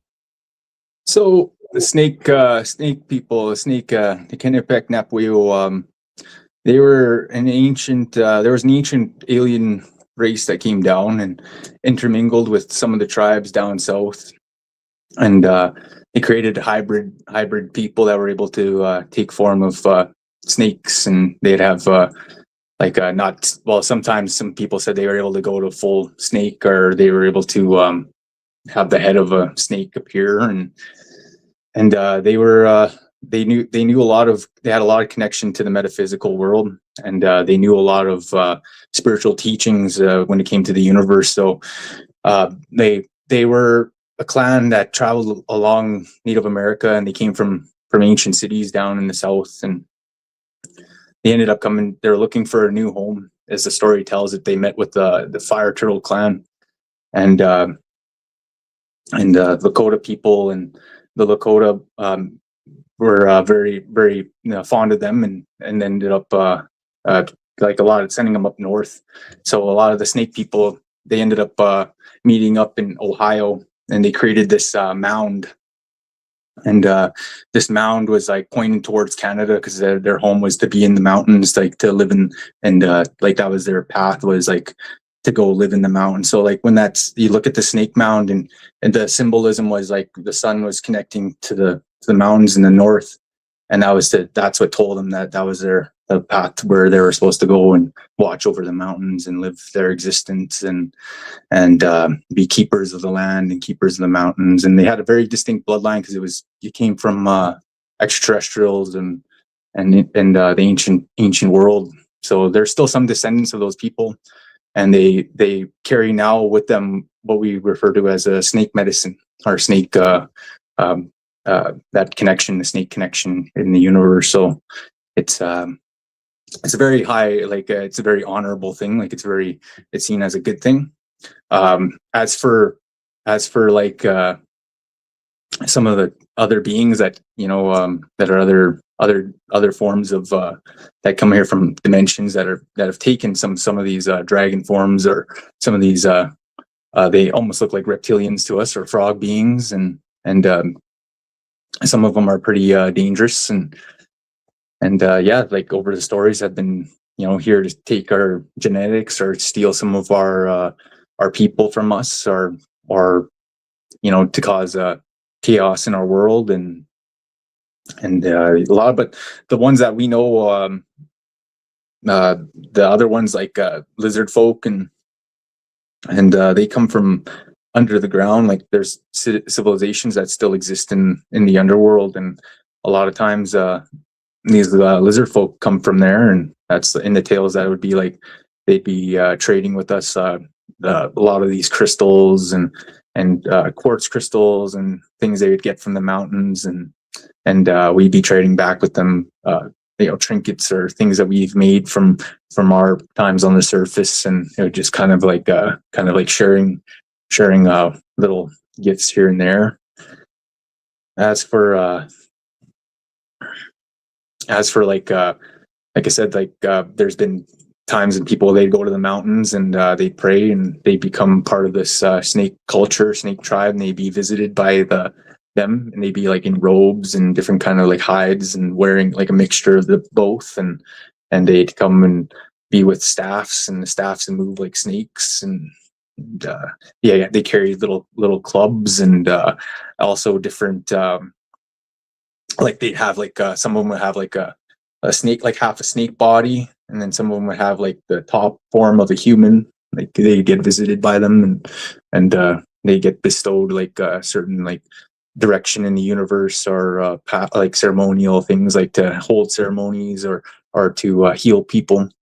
So there's some, like I said, benevolent races that love us, and then there's some malevolent ones that are just, out there to cause chaos. All right, let's get to some audience questions here. Sure. Starting off with Ange in Australia, who is asking, what is your knowledge of the ant people? The knowledge of the ant people, yes. Another form of species and beings that live in the inner earth, and a lot of ancient people, they pray to them and still do offerings to the ant people and spiritual ceremonies, and it's almost like they still honor them from the times of like, what the connections is like, they were underneath the earth, and they helped bring up other people from the inner earth and live out here with us, and sometimes they still do that, or they'll come out and see us, and at the end of the day, like a lot of the people say that they are going to eventually reappear, the beings under the earth, and they're going to start becoming more part of our society. And these ant people, they look very different. They have different type of eyes and sensories than we do. When we do ceremonies of them, we try to put things in like on our head to represent that. Like but those antennas are their spiritual, I should say, their spiritual connection in this world, where they get all their messages from, and it's also like protection from negative beings trying to infect their minds and who they are down there, their spirituality, because it's so close to the earth. And what a lot of times people will get brought down there and shown, they'll be like, showing the paths, like they'll open up certain places in the earth, like that have portals in them that take you to areas where they can live within the earth and dimensional spaces, and they're there. It's like I said, it's part of the prophecy that all these beings will eventually come up from the underground and be amongst us too. So we'll probably see that before we get the aliens coming to land down, is what I was always told. So be on the lookout for that. Let's move on to another question. Let's go to Blue here. Have you ever encountered what could be perceived as a bipedal rock or earthen being, humanoid or cryptid? I've heard of this tale one time, and they these guys, the hunters, they dishonored the spirit, the rock, and I was like, it took shape of an eagle, a big stone eagle, and it freaked them out, right? Obviously, and then it scared them enough that they ended up they did the offerings and ceremony and respects to it, right? But it's like I've heard of rocks taking form of shapes of different kind of beings, or even or like all of a sudden they'll just have legs like a spider, different little things. There's been a few stuff like that out there, like tales like that. So it's not too far off that one would take like the shape of a human, because like we do make that out in the north, like the natives up in northern Canada make those Inukshuk's and way home people, right? Our guardians, and that's also another thing too, is like those statues. Sometimes they'll make those as protections, and those when we carve them out of wood, or when we make these places, these spiritual zones, like I said, they stand for that protection on that spiritual realm, or dimensional doors, or places where people like, where the energy needed to be cleansed, or something needs to be like watched over throughout time. Universal will give these messages to make them there, and they will remain there. Very strange. All right, let's go to dispatch. Have you ever encountered what could be perceived? Oh, that was a comment on that question. I apologize. Let's go to Matthew.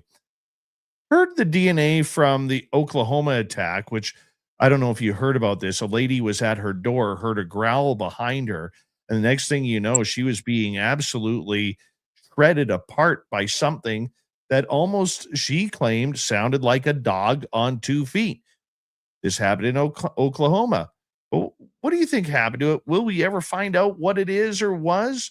Have you heard of Dogman sneaking up on people when they're trying to go into a home? Yep. Oh yeah. Yeah. That's one of those. It's an area that they're able to get into our realm through. Those, depending on which, if it was wearing any sort of something, like if it was wearing like almost like a little, like a cloth or leather, or if it was wearing, if it was just not wearing anything, if it was just like an animal. That's very common sighting. That's like I said, it goes back. Even my father had seen one trying to peer into his home when he was a young man, and it scared everybody in the home. And the way it was described is sometimes these things, like they're on such a spiritual dimensional plane that they won't even leave tracks. Like they can manipulate their steps, or manipulate where they're walking, and not leave anything behind. And so it's, you gotta, it's almost like if they leave something behind, traces of something, like it's, take it down as the evidence down, and usually people will pray, and will cleanse that area, and different kind of things that it's trying to leave marks to get back to, or things like it's marked, if it leaves anything in the area or whatever, we'll try to cleanse that or clear it up, and build things there to keep them away or keep them out. And the universe, once it's time for, like, certain areas are done, not like there's no more to worry about. Universe will just get rid of it itself. Like, it will just, like, things will just like fall down, or like, disappear, or certain cloths, like we'll wrap cloths around trees as protections, and for spirits, and those sometimes, like, when it's time, they'll go, like, just gone. And sometimes even almost the next day, if it's meant to be like that, yeah, it's the Dogman thing is quite common though. So one of those ones that are out there that come from that another dimensional space. So all right, let's go on. Let's go to Jules here. Is there any significance with having a being of light whoosh at you, and you feel the impact, then it's suddenly gone? In your studies, have you had that? Yeah, that's light code light code activations. That's spirit world. Sometimes they'll bring healing for people. Sometimes it's to like, it's for in your path, like you'll be gifted some sort of ball light or energy, and that's part of this universe is like a way of saying, like, you've achieved the ability to receive this next code of light, and then it continues on, like you continuously learn in this universe and spiritual world too, dimensions, and it's like a part of the healing, like when you open up that like the universe to allow that to come through you, and you make that connection to the stars. And so there's a lot to do with the extraterrestrials also, having the ability to hand that off to people as well, or to help them in meditations will help them achieve that enlightenment, and that's one of that, that's what that means, and help you achieve that peace in this world, in the universe, and bring that light into this world, because that's a part of it, right? Because you're getting it, so it reflects. Remember what I said earlier about the vibrational waves? I get you on that one. I totally get you on that one. All right, let's head on over to another question from Snow. Why do you think Bigfoot started to migrate a corridor in Ohio right after there was a meteor that hit the ground there? Why did the Bigfoot? So Bigfoots are very tied to the stars as well. We always said that they had the ability to use their metaphysical connection to the universe to actually take the form of like orbs and travel among starlight, especially during times of like the moon, full moon, and the sun during the summer. These frequencies in the air, they're able to do it a lot easier. So high activity of a meteorite in that area, it draws them in because it hits the forest or it hits the land, and I've heard stories like of tribes of people in Vancouver, BC, using asteroids as gifts, because it was a gift from the universe. After their ceremonies, an asteroid landed and they were able to use it to heal people. And so maybe the Bigfoot was out there to claim this energy that came from the universe. Maybe it was maybe it was there to protect from whatever energy came from wherever it did come from, right? In that sense. So it could be it could have been even an object, the interstellar object that something was using to travel inside of, right? So they could have been there clearing that out too. So they do that. All right, let's move on to another question. Blue is wanting to know, have you ever had any interaction with spider beings? Yeah. It's, it seemed like, how should I say it?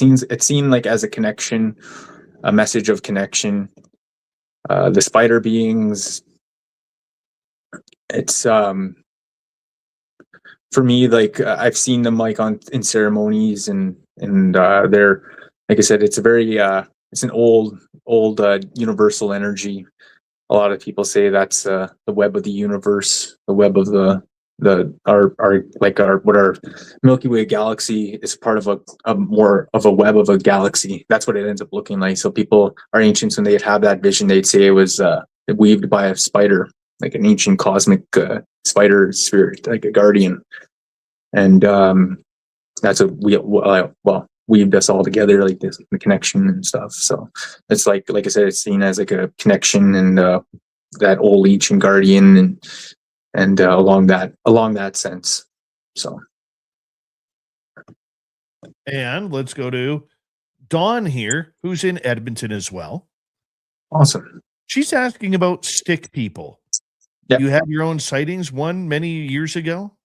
Yeah. They like to, they follow you in the woods, and then when you look around, they tend to, well, it's hard to see where they're but they're there, they're walking around, they're making the sounds, and you kind of just take it as like they're just curious of where you're going, what you're doing, and almost like monitors of that spiritual realm, like it's all connected in that sense. So the spirit beings too, like the plant beings, they may have a message in that regards. Like sometimes those spiritual areas, person's meant to have like in our spiritual ceremonies, and we believe like sometimes the spirit world will tell us where to have them, or where to participate in a moment of that existence in the forest there. So I tend to take time just to examine what's going on, and acknowledge all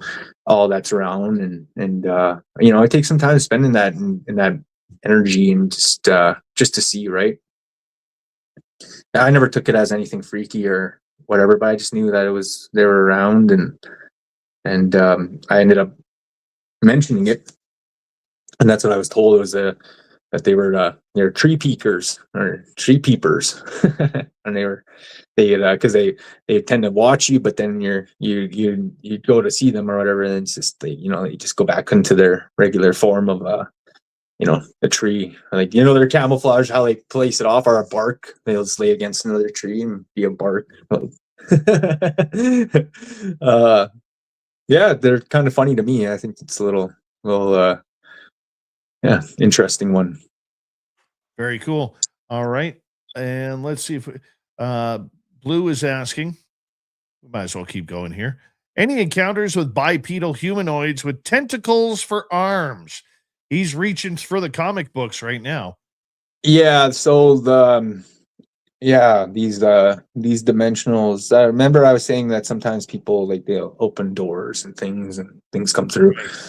So a lot of times there'll be a tentacle entity that will tend to be sent to people's dreams, or it'll be sent into people to mess with their sleeps, or and it's really what it is. It's mentally draining them, spiritually draining them, and it's feeding off of that. Eventually they'll go insane. They'll be in a point where somebody reaches insanity and not sleeping, and going nutso from it. So a lot of times when I encountered them, we ended up seeing a lot of them. A lot of them were in the ground. They were summoned through portals in the inner earth, and at the time they had a giant. They had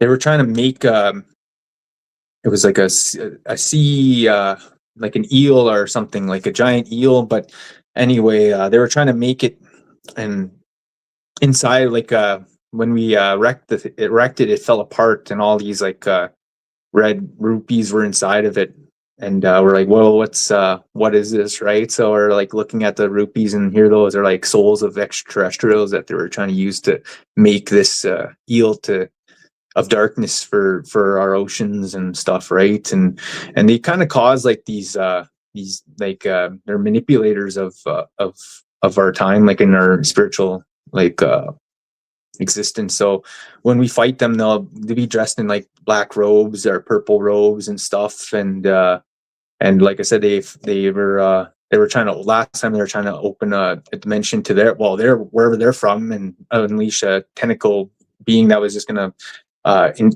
infest the world from inner earth. It was just gonna reach out all of us, right? So it was trying to tether to everyone, but we ended up closing that off and shutting all that down that time in the spiritual world. And there was not only us there was all sorts of different people that the universe hadn't brought there. When we were having that the vision of it and seeing it, there was other being other people from around the world, their shamans and stuff, using their techniques and their connection to crystals and different things to pacify such an evil out of the existence of our of this universe, right? So it's as it's mentioned. So it's they're there. It's out there. The galactic force, light force, the energy, the aliens, ultra terrestrials, they took care of their ships. They immediately in the galaxy, they just kind of they were located where they were coming in from, and then it just decimated them, from what we were told in the spiritual world, right? It was just it just totally went and wiped them, kind of deal. In the end, as we only got about a minute left with you, what do you want people to know about these cryptids and monsters that are among us? It's very much part of our universe. We were so, I should say, we were so closed off from a lot of it this whole time that it's kind of hard for people to break out of that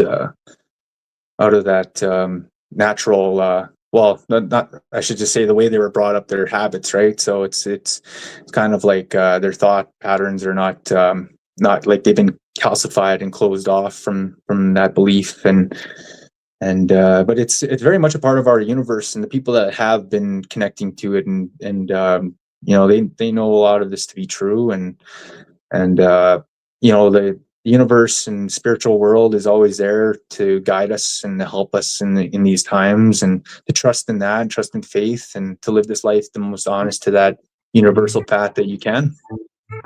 Travis Willier Moostoos, everybody. talk with him again soon. Swamp Dweller and Terry Hall coming up next. You're listening to Spaced Out Radio with your host, Dave Scott.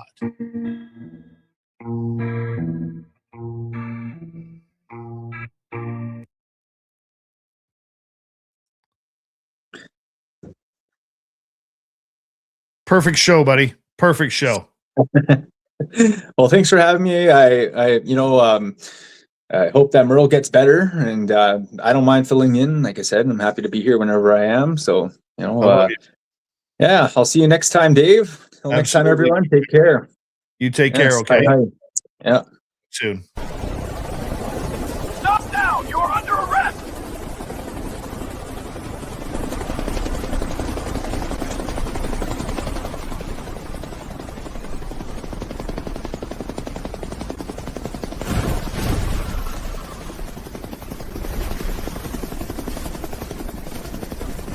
Hands up! Don't move! Don't get caught without your Spaced Out Radio merchandise.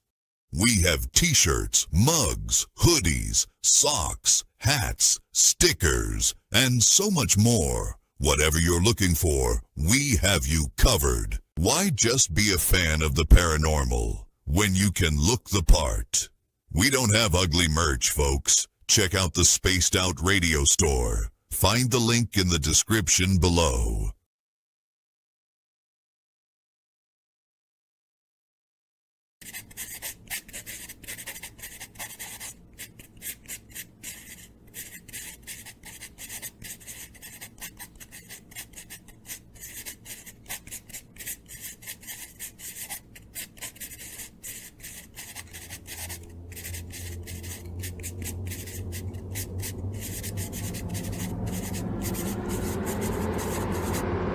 Dirty filth.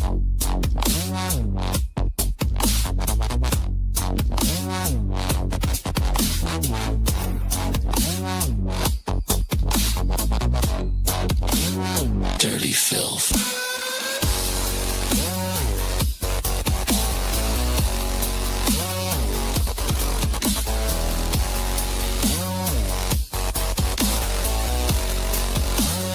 Dirty filth.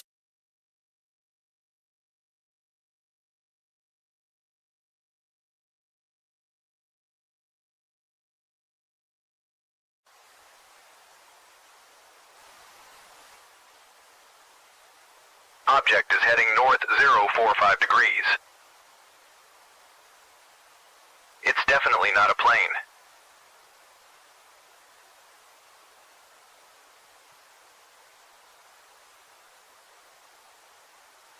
It seems to be tethered to something.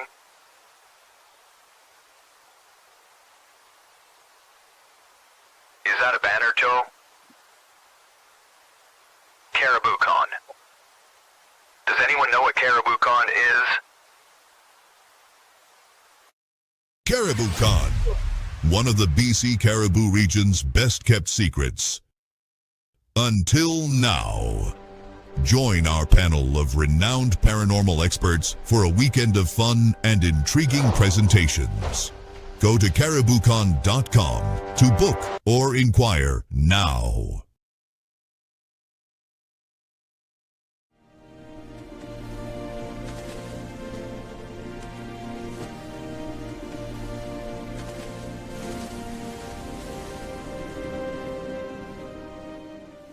Over here. Look at this.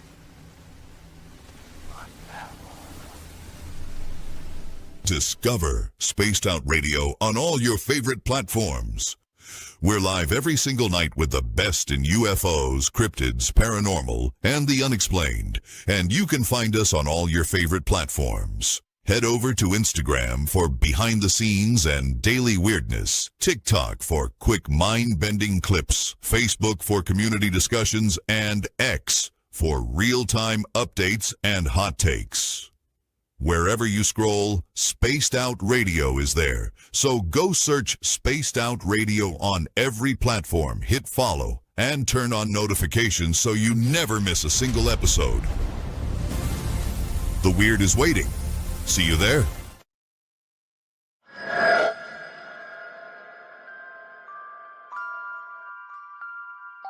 The McNeil House is one of several buildings at the 108-mile heritage site said to be haunted by spirits of a time long forgotten. But would you stay the night? Along with guided ghost tours and paranormal investigations, Haunted 108 is offering a chance to spend the entire night inside the historic McNeil House by booking one of our B&B style sleepovers, where you can experience the hauntings firsthand, meet the resident ghost cat, and witness unusual activity. If you dare to turn history into a night you'll never forget, book your spot now at haunted108.com. Spots are limited. Will you be brave enough?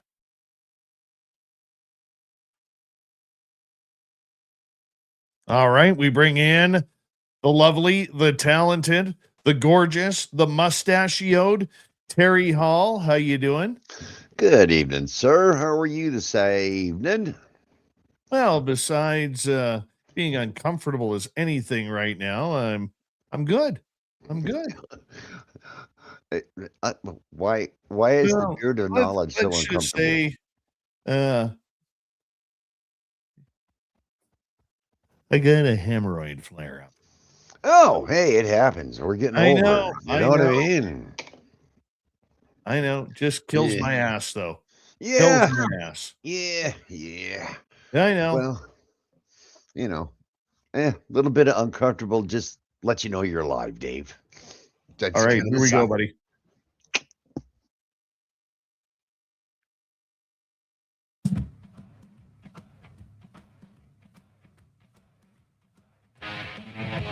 We are into the third and final hour of Spaced Out Radio tonight. My name is Dave Scott. We always appreciate you tuning us on in wherever you are on this beautiful planet we call Earth.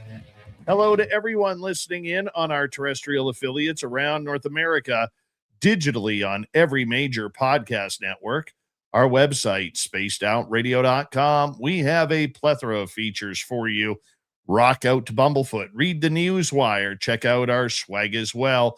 You can follow us on X at Spaced Out Radio, Instagram at Spaced Out Radio Show, and on Patreon in the Space Travelers Club. The Desert Clam has set the password for tonight in the SOR Space Travelers Club. What do you got for us tonight, Clam? Oneomancy. Oneomancy is your password. Use it wisely, space travelers, as the Clam sets the password each and every night right here on Spaced Out Radio. Let's head to the swamp. Hello and welcome to Spaced Out Radio's Swamp. I'm Swamp Dweller, and tonight I'm going to take you on a mystic journey of the unknown, sharing tales of monsters, legends, and nightmares. Welcome to the Spaced Out Radio Swamp. Hey everyone. My husband and I are both avid outdoor enthusiasts, and we both wanted to take a very fun camping trip as a mini vacation. It took us a couple of hours to drive there, but once we arrived, the campsite we planned to stay at was full, unfortunately. Which was weird since it was a weekday in early spring, but I guess I understand. We had a backup plan and found a dispersed camping site a couple of miles down the road. When we first started setting up our tent, I felt a strong sense of unease, which I initially chalked up to being in a new place. Still, I decided to check out the immediate area just to be safe. While exploring, I found what appeared to be a gravesite or a memorial very close to our camp. It had small glass crosses that looked almost brand new, and someone had written a Merry Christmas message on top of it. I tried to brush it off, but I continued to feel uneasy throughout the day. I didn't really want to mention it to my husband, but we both agreed to stay only one night and find a better spot the next day. Honestly, after a long drive, we were just hungry and ready to settle in for the night. We also noticed that our dog wasn't settling down during the day. At first, we tried to ignore it since he's a rescue and had never really been camping before, so we gave him plenty of love and reassurance. But once the sun started to go down, things just only got worse. I felt like I was being watched, and I couldn't shake that feeling. My dog kept staring in one direction toward the woods and would not relax. He never barked or growled, he just stared straight ahead, clearly scared. We shone our lights around the area, but didn't see anything. After it got fully dark, I noticed my husband's hands resting on the weapon he had. That's when I finally admitted that I was nervous. He immediately agreed and told me that if I wanted to leave, we could pack up and head out for the night. At that point, I went into a sort of freeze response and felt like my body wouldn't move. It was probably just nerves, but I was just terrified. Without saying a word, my husband started packing up our things. When we went to put our dog in the car, we noticed his back legs were trembling with fear. To clarify, we didn't necessarily hear anything. No rustling, no animal noises, nothing. I love birding, so I noticed that although I heard birds during the day, I had never actually saw any. I'm not sure if that's relevant, but it felt odd enough to mention. Once we got in the car and started driving, my husband admitted he had been just as nervous the entire time, even during the daytime. He said he felt as if we were being watched from every single direction, and our dog's behavior made him feel that fear was justified. He also told me that he had never seen me that scared in the 10 years he's known me. There's one part I can't personally confirm, though. While driving, my husband suddenly made a noise and went quiet for a couple of minutes. After we got out of the woods, he told me he had seen 4 eyes and a flesh-colored semicircle moving quickly. I didn't see it myself, so I can't speak to that. In the end, we both agreed we'd rather be wusses than dead. I'm not sure if we overreacted, but we've spent a lot of time alone in other parts of Appalachia and have never felt that scared before. I don't know if anybody has any insight into that area. We were staying near Elkhorn Lake. Thank you, Swampy, for another great story. If you want more just like that, head on over to YouTube, type in Swamp Dweller, hit subscribe, ring that bell. Thousands of stories for you to listen to each and every day and night.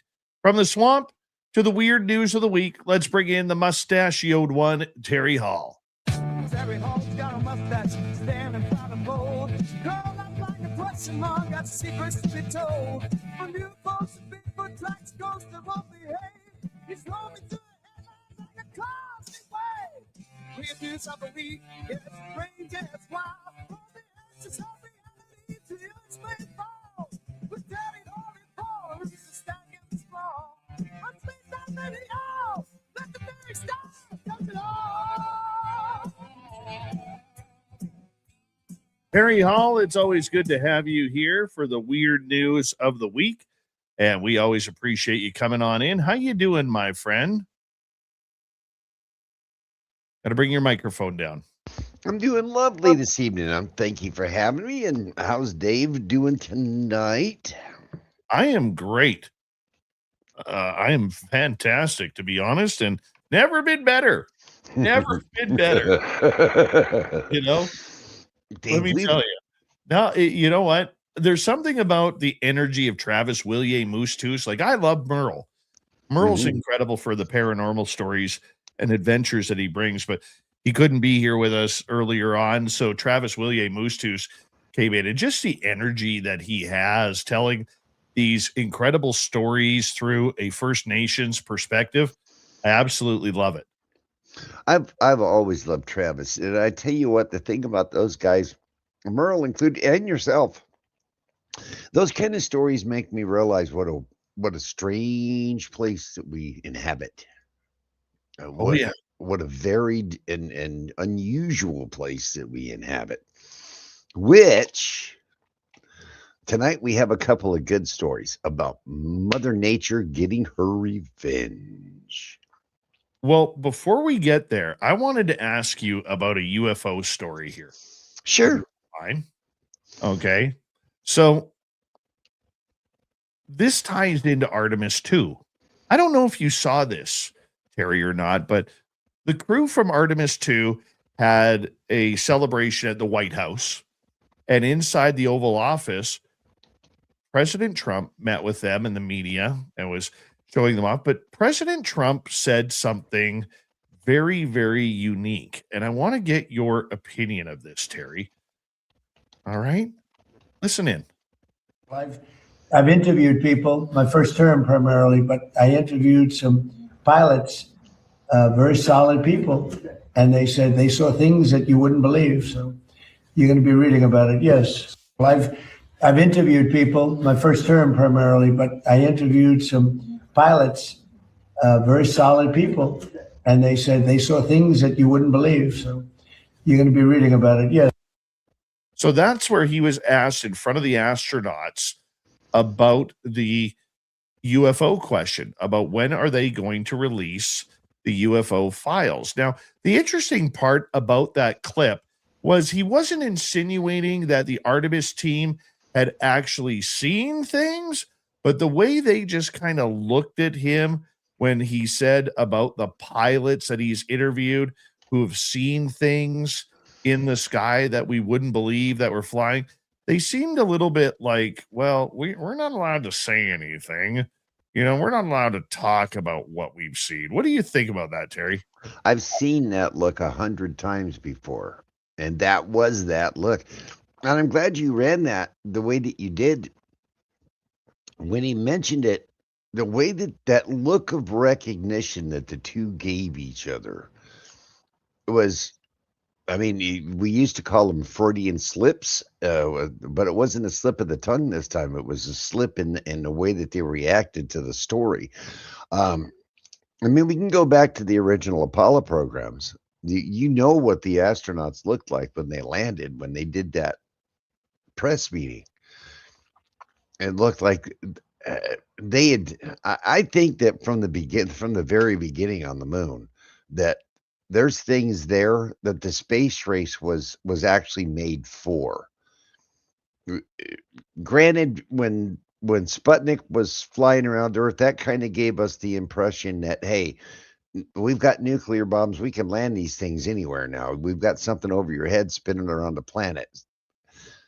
I don't think it was so much that. I think that initial rover that went up to the moon, they saw things up there, and it was a space race to get to it, to get to the technology, Dave. I mean, how do you feel about that? This has been going on for many, many, many years now. It has been going on for many, many years. And, you know, there are so many programs. I mean, let's go back to Gemini. Okay. And most people know throughout history of the space program about James McDivitt and, of course, James Lovell. Mm-hmm. Now, Lovell was on Gemini 7, and Frank Borman was reported seeing, they both did, they reported seeing unidentified objects that couldn't be explained as their booster rocket. Now, here is part of the transcript. This is why I tell everybody, Terry, NASA is the biggest liars about the UFO story that we could ever see. Okay, so this is transcript from December 1965. Mm-hmm. Lovell, bogey at 10 o'clock high. Capcom, this is Houston. Say again, 7. Lovell said, we have a bogey at 10 o'clock high. Capcom. Gemini 7, is that the booster or is that an actual sighting? Lovell, we have several actual sightings. There was a pause in between several and actual. Capcom, we also have estimated distance or size. Lovell, we also have the booster in sight. Now, what makes this exchange particularly interesting is that Lovell clearly distinguishes between the rocket booster, which they could see falling away, and these other objects that were following the craft. Gemini 6 astronauts, Walter Schirra and Tom Stafford, reported to mission control, we have an object. Looks like a satellite going from north to south, probably in polar orbit. I see a command module and 8 smaller modules in front. The pilot of the command module is wearing a red suit. Terry, this goes on through Apollo.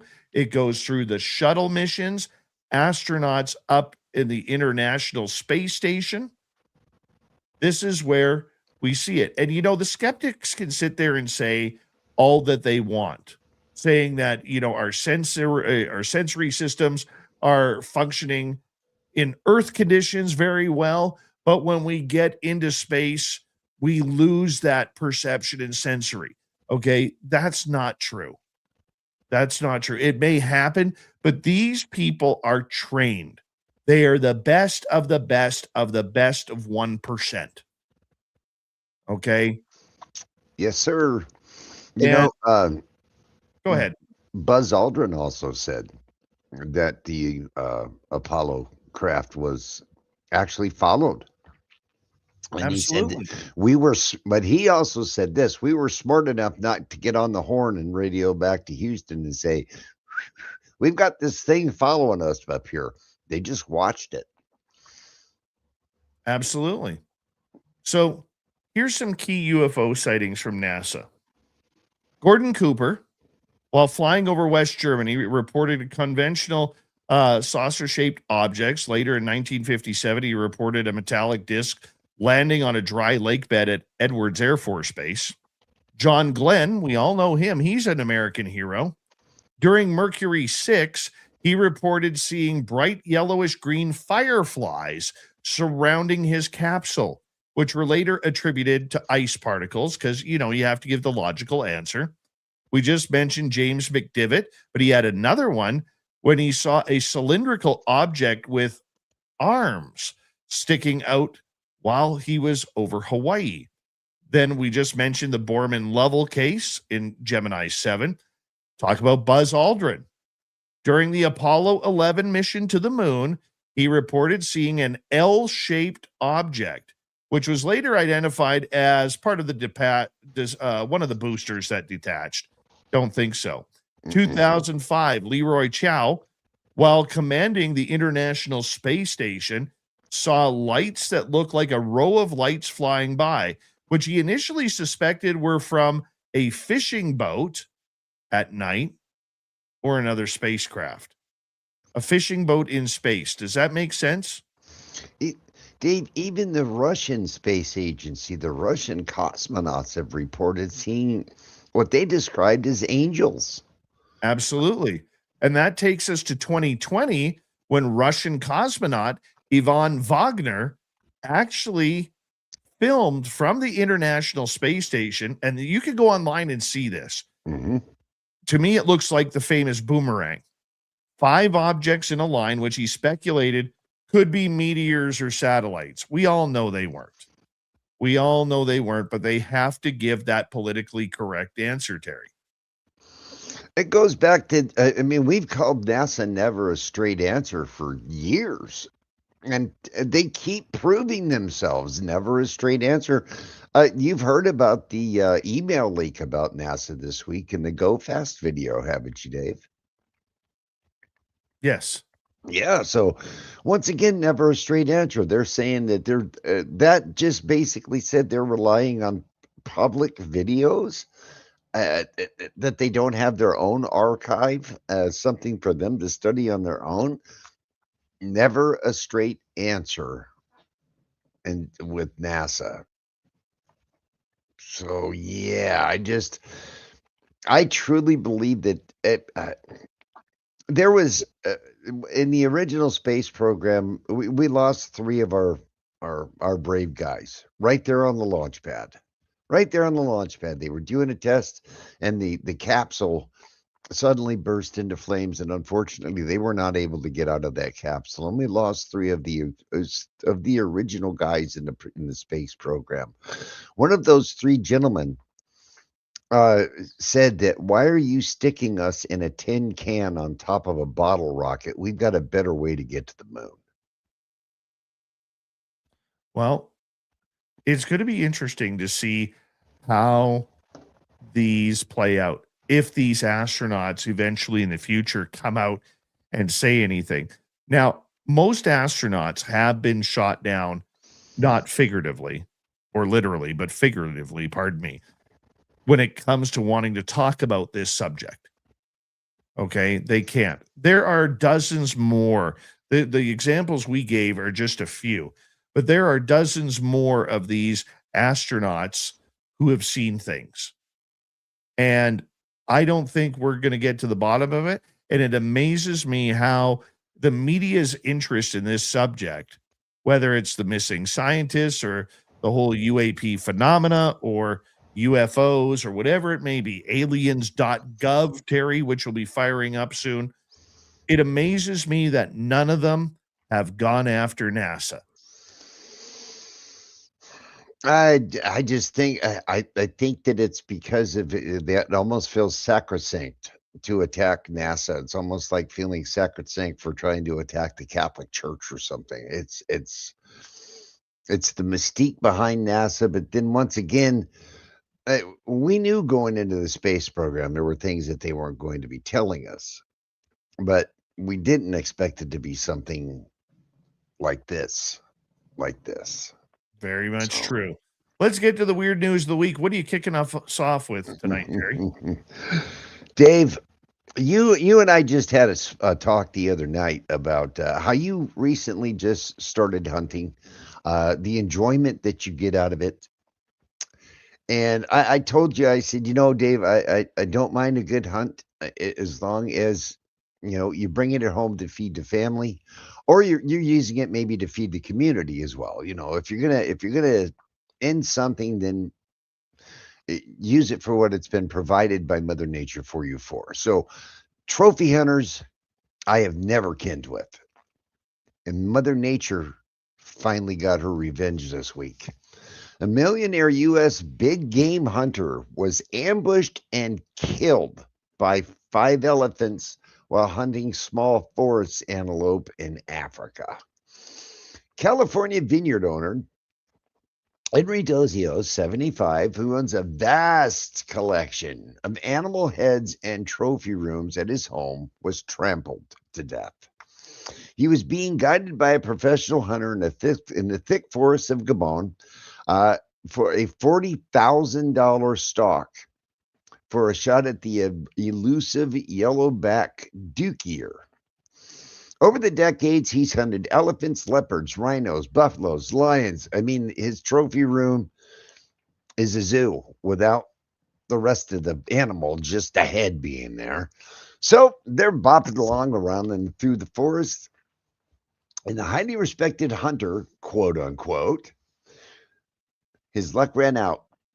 They ran into a pod of elephant females with a calf.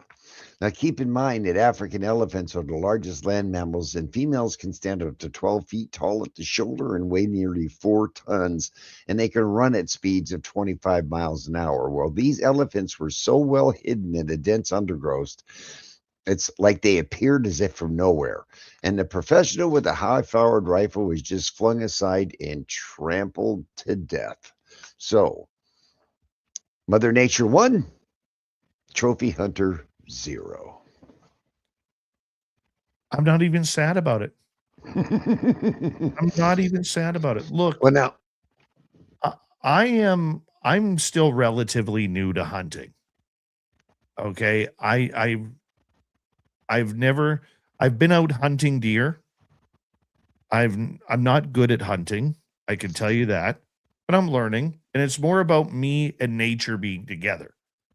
There are a lot of people who take their hunting very seriously. I have friends who do that. They train walking 8-10 miles a day because of the mountains that they're going to climb to go get a doll sheep or a bear or whatever it may be, an elk or a caribou. Not me. And those are people who are doing it for food, not the trophy. But I can tell you this, when I hear these trophy hunters getting stomped by elephants or torn apart by lions, because it seems to happen every few months, I'm okay with nature fighting back like that. I really am. I am too. Take a giraffe. There's no need to take a rhinoceros. There's no need to take an elephant or a lion or a tiger. Okay? There's no need. The deer that the gentleman was actually hunting, he was hunting both it and this thing called a dwarf buffalo, both very, very rare specimens. And so, I mean, they say with hunting, like deer and elk and things, to cull the herd, to keep the herd healthy. There's no need for that for this. Terry Hall in the Weird News of the Week coming up. How about a bunch of Kit Kat bars that got stolen? Is Spaced Out Radio. Your host, Dave Scott.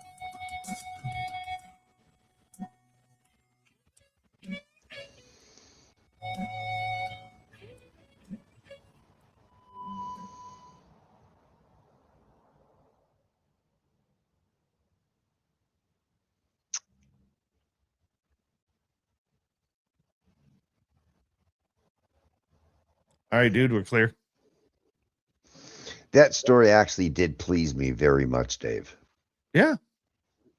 Not going to lie, it pleased me too.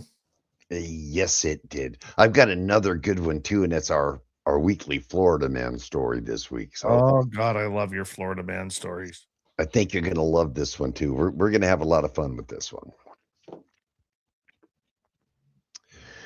So, how's things up in the Great White North, boss? Is it starting to thaw out up there yet? Oh yeah, there's no snow around. Beauty, beauty, beauty. Time to get back out in them woods again, huh, boss? We'll be there on Sunday. Oh, I don't mind going out in the woods, but I like going out in the woods for picnics. I don't like going out in the woods for what you guys do out in the woods.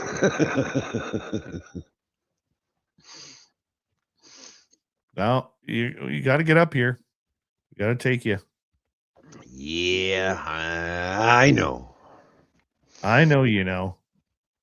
And I know there are other people pressuring you too. Timmy. Yeah, you guys have got some pretty unique things going on up there. I'm gonna have to get up there eventually.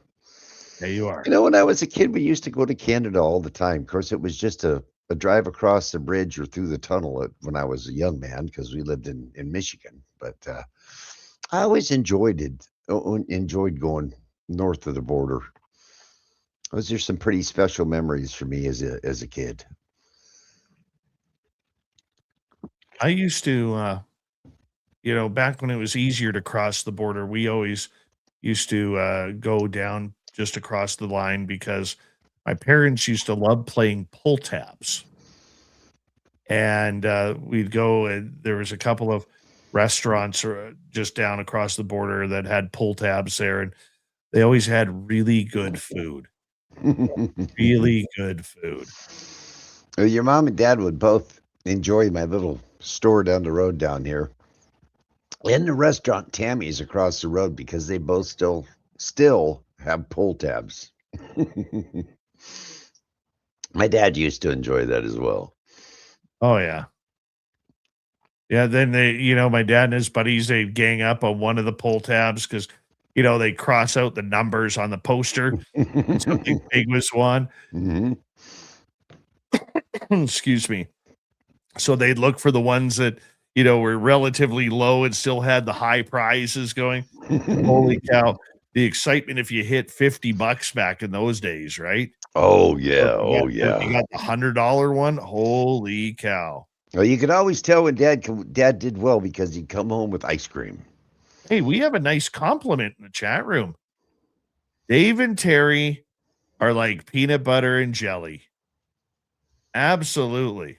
You guys really have no idea how close to that. Dave and I, it seems like we've just got that built-in radar when we're having a bad day. One or the other of us may be having a bad day, and lo and behold, that phone will ring right at that moment, right then and there. And it's happened so many times we don't even chalk it up to coincidence or anything else anymore. It's just we've got that vibe going on. And you don't find that very often, Dave. And I've told you thank you for it before, and Dave, just thank you for being Dave. I love you, buddy. I love you too, my 3 a.m. motherfucker. You know what I'm talking about. How'd the hockey game go yesterday? You guys have a good one? Yeah, we won 4-1. Hey. Game 6 tomorrow. Back in Anaheim. Does your son still have his 2 front teeth? Oh yeah. Well, no high sticking up there, huh? Yeah. I gotta laugh. Him and I play mini sticks every night. Mm-hmm. Every night. And I said, I don't know if I can play today because of my problem that I'm having right now. So he goes, Dad, I took care of that. I walk into our little game room where we play, and he's got 5 pillows on the ground for me to sit on, right? And I'm like, how do I say no? I have to play now. Like, he went through all that effort, trying to take care of his dad. Got to play. Your son's age right now is, when I talk to my son, that's the years that that my son anyway, really formed some very strong opinions about me. Yeah. I mean, my son thought that I was actually Superman for years, and it was because of what we did when he was your son's age. Coming back in 5 seconds. Astro Fugitive, how you doing, buddy? Nice to see you. Here we go.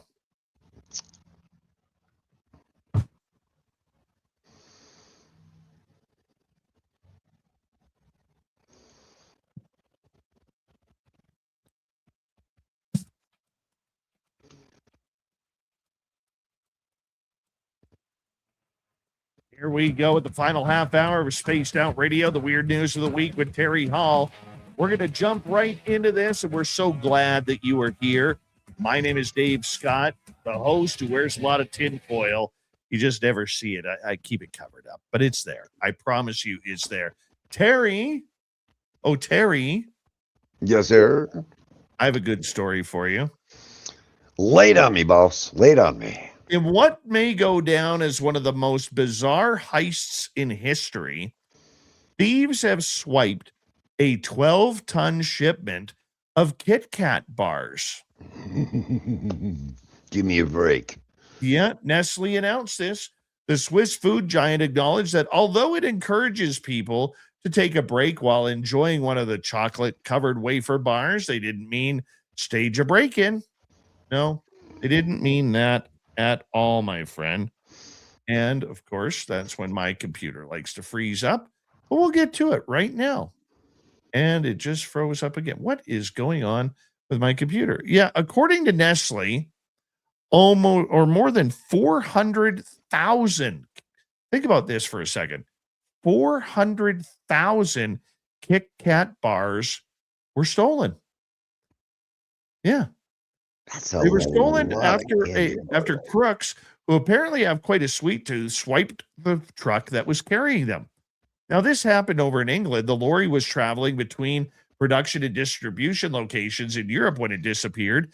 Nestle explained that hundreds of thousands of its latest Kit Kat bars had been loaded onto the lorry at a factory in central Italy before it was being sent to Poland. Somewhere along the way, the truck got taken. Nestle said the vehicle and its contents remain unaccounted for. The exact location where the robbery took place remains unclear as well. In a statement from the company, they explained that a truck transporting 413,793 units of its new chocolate range had been stolen. We've always encouraged people to take a break with Kit Kat, a spokesperson said, but it seems thieves have taken this message a little too literally and made a break with more than 12 tons of our chocolate. Investigations are ongoing in close collaboration with local authorities and supply chain partners. Now, Kit Kat also said, while we appreciate the criminal's exceptional taste, the fact remains that cargo theft is an escalating issue for businesses of all sizes. With more sophisticated schemes being deployed on a regular basis, we have chosen to go public with our own experience in the hope that it raises awareness of an increasingly common criminal trend. Now, I'm going to tell you right now, I can tell you it's not me because I would have eaten them all by now. I was going to say they could park that guy right in my driveway because Kit Kats are my wife's absolute favorite candy bar. Kit Kats. Love Kit Kat. What is your favorite chocolate bar of all time? Fifth Avenue. I've never had one. Imagine a Butterfinger with a little bit lighter texture interior. It's not quite so dense, and it has quite a bit more peanut butter flavor. So it's nice and it's crispy, it's crunchy, it's easy to but ever since I was a little kid, Fifth Avenue has always been my favorite. We don't get those up in Canada. So when I'm down in the States, I'm going to try one of them Fifth Avenues just for you. My favorite, oldie but a goodie, Reese peanut butter cups. I'm still disappointed that they shrank the cup size and jacked up the prices, but I'll tell you, that is still my number one favorite. When shrinkflation hit the Reese's peanut butter cup, I was very disappointed. I know. So disappointed that, that I love to cook and explore, Dave. Well, I figured out how to make Reese's peanut butter cups at home, so they can shrink them all they want to in the stores now. I've got the recipe right in there in my kitchen. Well, your kitchen is like Hell's Kitchen. It's got everything in it. Hey, Caramilk would be my number 2 bar. Caramel. I do like those. I am a Cadbury's guy. I love Cadbury's chocolate. I would say as far as a straight chocolate bar now with nothing else, the straight chocolate bar, Cadbury's got my heart. When you're up here, I'm going to introduce you Big Turk and to Smarties. Not the Smarties you have in the States that are like drywall powder that's been pressed together. Mm-hmm. No, real Smarties they're like M&Ms, but 10 times better. I remember those from when I was, what I recently got, Dave, that please be just over the moon, please. We got Utz potato chips down here now, buddy boy. Oh, did you finally get some good flavors? Oh, when I was a kid in Michigan, Utz was our go-to. We'd bypass Lay's up for Utz every day of the week. And when I saw those in the store this week, I about fell out of my chair. I almost bought a whole grocery cart full of them. Nice. Now we've got a Florida man story today. I need this. I'm kind of sticking with the nature theme on these and nature getting its revenge. So, headline reads, puppy shoots Florida man, deputies say. A man who was going to take a bang stick to 7 beautiful little puppies.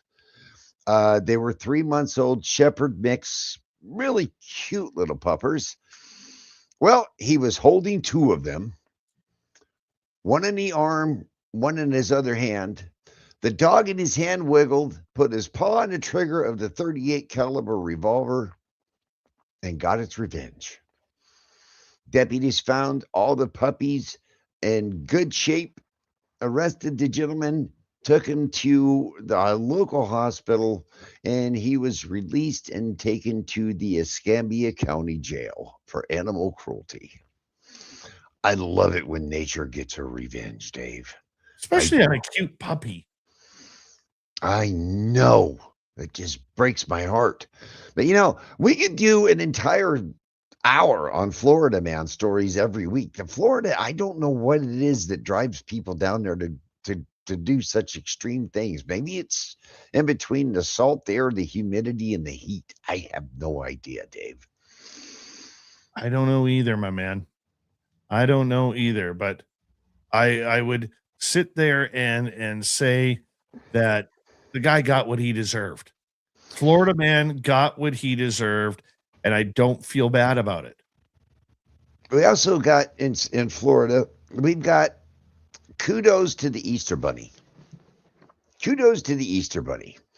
This was in Orlando. A Florida man received a beatdown from the Easter Bunny, and the whole thing was caught on video. The Easter Bunny served up more than just baskets of candy this time. It all started when a man bumped into a woman in front of the Easter Bunny and words were exchanged. The gentleman became very overbearing to this poor young lady, and the bunny hopped into action and proceeded to demonstrate his fist of furry. The promoter that goes down by Work Fifth on Instagram captured the fuzzy brawl on video. The fight was eventually broken up by the Orlando police and a bystander, but I watched this video, and this bunny issued a true beatdown, but it was he was the knight in shining armor, because the way that the gentleman was going after this poor woman was crazy. But this old Easter bunny, he just popped up and started swinging, and he said that he actually trains for things just like this. That's a good Easter bunny. So we've got happy elephants, happy mommy elephants. We have happy puppies and an Easter bunny with fist of furry. I just thought that was cute. No kidding. No kidding. All right. Well, let's see if you like this one here. Hold on. Hold on a second here. So, I don't like snakes. And that. sharks. Okay? Yes. And sharks. Mm-hmm. A German tourist, and this is why I'll never go to Egypt. A German tourist has died after a snake crawled into his trousers and bit him as he watched a show in Egypt on a family holiday. The 57-year-old man was watching the snake charming show at a hotel in Hurghada, a popular beach holiday destination on the Red Sea, in early April. The two snakes involved, thought to be cobras, were draped over the necks of audience members. The snake charmer then let one of the snakes crawl into the trousers of this German man, and it bit him on the leg, they said in the statement. The victim showed clear signs of poisoning, and he had to be resuscitated before being taken to hospital, where he later died. The man, who has not been named, came from German area of Bavaria and was on holiday with two relatives. German police and prosecutors are investigating his death and are awaiting the results of a toxicology test. When contacted by Agence France Presse, Egyptian authorities said they were not aware of the incident. No, they were not aware because, tourism. They need the money. I don't care if I'm at a snake charmer's show. You cannot ever get the poison out of a cobra. You can get the poison out of a cobra. Just let it bite you. The poison flows just fine, but it's once it gets into you, that's when the problem happens. Yeah, I'm not taking that chance. I mean, if I go to a snake charmer, so I expect to be sitting in the audience, not to have someone come and put a snake. I mean, that gives a whole new meaning to trouser snake, Dave. I mean, right? Chew, buddy. I know. I'm not a fan of this one, Terry. Just not a fan at all. So then just imagine if that gentleman did what this gentleman did, Dave. A woman brings her dead husband back as a hologram to hold his own funeral questions and answers. I thought this was pretty cool because this may be the future of funerals. A woman had her dead husband appear as a hologram at his own funeral service, and he even answered questions from attendees as part of a scripted question and answer session. The service, held by Bill Conrath's widow, Pamela Conrath, featured a digital version of her husband using pre-recorded material and AI, allowing him to speak to mourners one final time. That, Dave, is that the future of funerals? Are we going to be holding our own holographic funerals? I mean, I've often heard that you might not want to be at your own eulogy, but seems to me like we could do our own eulogies, give our own eulogies as a hologram. How do you feel about that? Well, considering I was going to be reading that story to you right after, I'm very disappointed that you stole my story. Oh, I'm so sorry. Yeah, this is completely your fault. Completely. But I think it's cool. It's eerie, but it's cool. And, as technology goes a little bit further, I think it's excellent for the loved ones who actually, are more in mourning. Let's face it. A funeral is not for the dead person. It's for the loved ones and the people who hated you to come back and say, "Oh, I miss you. I wish we could have patched things up. I wish we had more time." That's all a funeral is. I'm not even having one. Well, you know what, Dave? Even though this sounds like the gentleman had pre-planned all of this, that wasn't exactly the case. And this is what makes it so interesting for me. It was done by a company by the name of Proto. They created this holographic chamber, and looking at the photographs, I mean, it had to be a super wake. It looks phenomenal. But as Bill had already died, Pam wrote the script herself using decades of memories from their life together. In her statement, I knew him for 60 years, so I wrote it the way I believed that he would speak. Around 200 people attended the service, with most unaware of what was coming. When Bill's hologram appeared, it opened with, "Now, before anyone gets confused, I'm not actually here. I'm in Valhalla today. Is this going to be fun?" Well, I got one more here for you. Then you could close it out. Now, if you're a lad who reckons that your swimmers are strong enough to compete on the world stage, believe it or not, I'm even embarrassed to say this.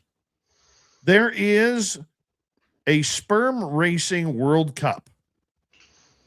There is. Yeah. Absolutely, there is. Those who are confident that their sperm is speedier than the rest can now apply to compete in the unorthodox event, which its organizers have compared to Formula One, but at the atomic level. Getting gold in this competition might not fill your family with as much pride as winning one at the Olympics, but it could land you in the history books and leave you $100,000 richer. That's because this is the first ever sperm racing World Cup, believe it or not. The bizarre science-based competition first burst onto the scene last year when two U.S. students went head-to-head to see whose was the fastest. Now organizers are opening the tournament up to international competitors, so all men from all shapes and sizes around the globe will have a chance to show the world how speedy their mini-me's actually are. Eric Zhu, Nick Small, Shane Fan, and Garrett Nikochenko said they wanted to turn health into competition. Although they acknowledged the concept of the sperm racing World Cup seemed like a meme to most, the foursome wanted to shine a spotlight on the fact that male fertility has quietly decreased over 60% in the last 50 years. Explaining their motivations, they state sperm racing isn't just a joke. It's not just some viral idea for the internet to laugh at. It's something much bigger. Male fertility is declining. It's happening quietly, steadily, and nobody really wants to talk about it.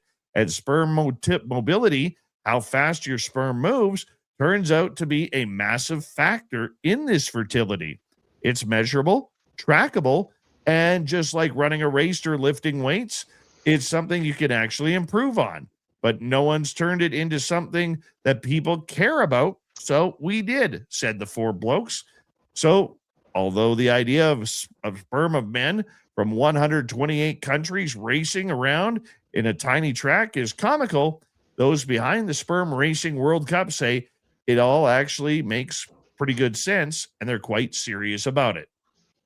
How did they find jockeys that small?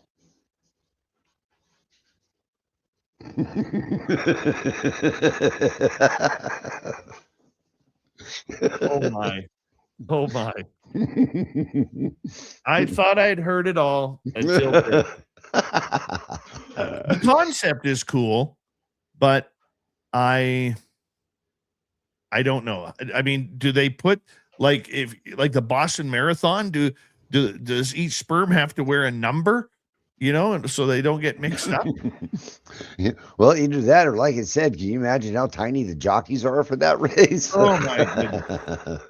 We got 2.5 minutes, Terry. What do you got to close it out? Well, then we'll close it out with the other half of that cycle. We'll leave the sperm behind and we'll go with the eggs and what comes after the egg.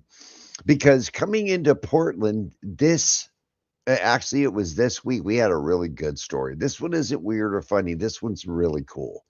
Please fasten your seatbelt. Make sure your tray table is in its upright and locked position. And prepare for delivery. A passenger on Delta Airlines flight from Atlanta gave birth to a 5.5-pound girl just before the Boeing 737 landed in Portland.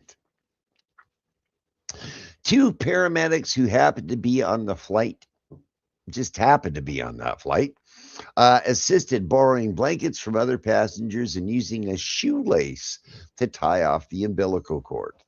Baby Brielle Renee Blair came in about 2 weeks ahead of schedule, and the plane was about 20 minutes ahead of schedule.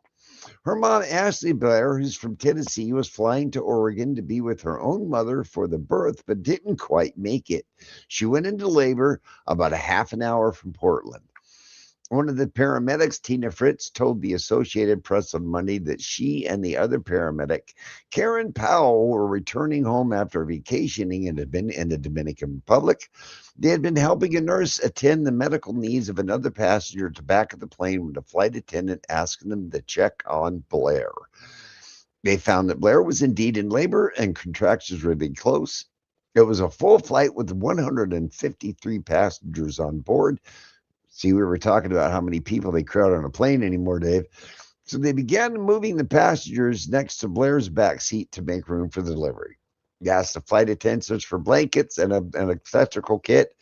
Baby Blair was born healthy, and indeed has the benefits of being a lifetime member in the Delta Flight Club now.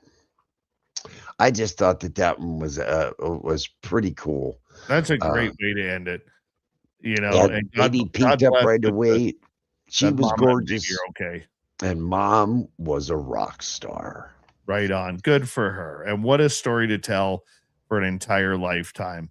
And once again, the main thing is the baby and mom are okay in such a difficult situation to be in. But that is a cool story. I love stories like that. Terry, Dave, as far as your health concern this evening, monkeys have an idea. They found that monkeys that eat a lot of salty and sweet snacks eat dirt. So try dirt, Dave.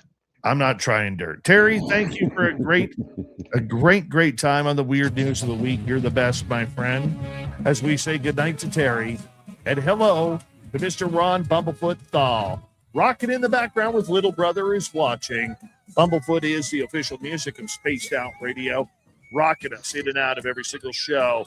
Get your horns up for the guitar god himself. Special thanks to everybody listening in at work, at home, in your cars, wherever you may be. Thank you to everyone in our chat rooms tonight. YouTube, Twitch, LGAP, Facebook, Spreaker, LinkedIn, the Space Travelers Club, and on X at hashtag Spaced Out Radio.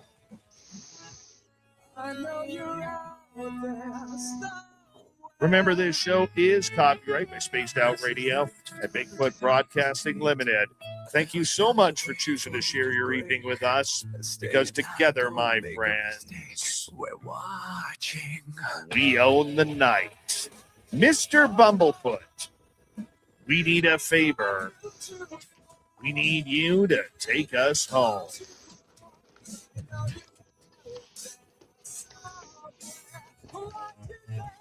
Yes, the Woo Train has docked for the night, but soon, my friends, we will ride again. Your seats are always available. Your tickets never expire. And if you want to bring a friend, we've got room for them too. Good night, everybody.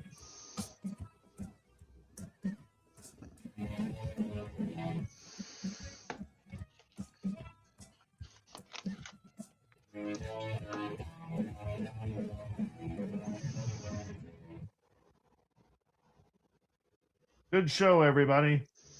Good show. Give yourselves all a round of applause. That was fun. But now the argument's going to be, is Dave the peanut butter or the jelly? I'll take the jelly in because I'm a lot more fruity than you are, Dave.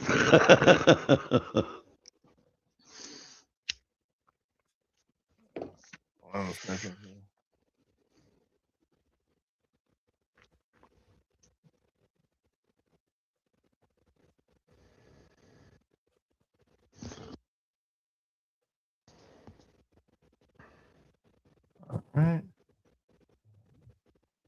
So in a couple of minutes, I will be going on WABC in New York on the Red Apple Audio Network. So make sure you go and check it out, because I'll be on with Walter M. Sterling. My phone will be ringing here in just a couple of minutes' time. Terry, thank you so much for joining us tonight. I have to, are you up for a bit, or are you going to bed? I have got a early morning meeting, so I will be I'll be listening to you in my ear, but I'm going to go examine the inside All of my right. eyelids. I'll call you tomorrow. I got a funny story for you that I can't tell on the air. Fantastic. I'm looking forward to it. Once again, thank you guys. Thank you for having me, and have a wonderful rest of your night. That's right. Thank you, Terry. You're the best. Look at that mustache. Oh, it's gorgeous. Thank you to Little Cam being our lone super chatter of the night. Thank you very much. And if you haven't already, give us a thumbs up. It helps with the algorithms. Also, I want to know what you think of this show tonight with Travis and Terry. Leave a comment after we are done on YouTube. We'd greatly appreciate it. And to the rest of you, we'll see you tomorrow night when our guest will be, who is it? Who is it? Who's filling in for Varla tomorrow? It's not Varla. Who's filling in for Varla tomorrow? Hold on. Tim Senor. Tim Senor will be our guest tomorrow night. Yes. We're going to have some fun. And I am peanut butter. I love peanut butter. I love it. We'll see you all tomorrow night, guys. Take care.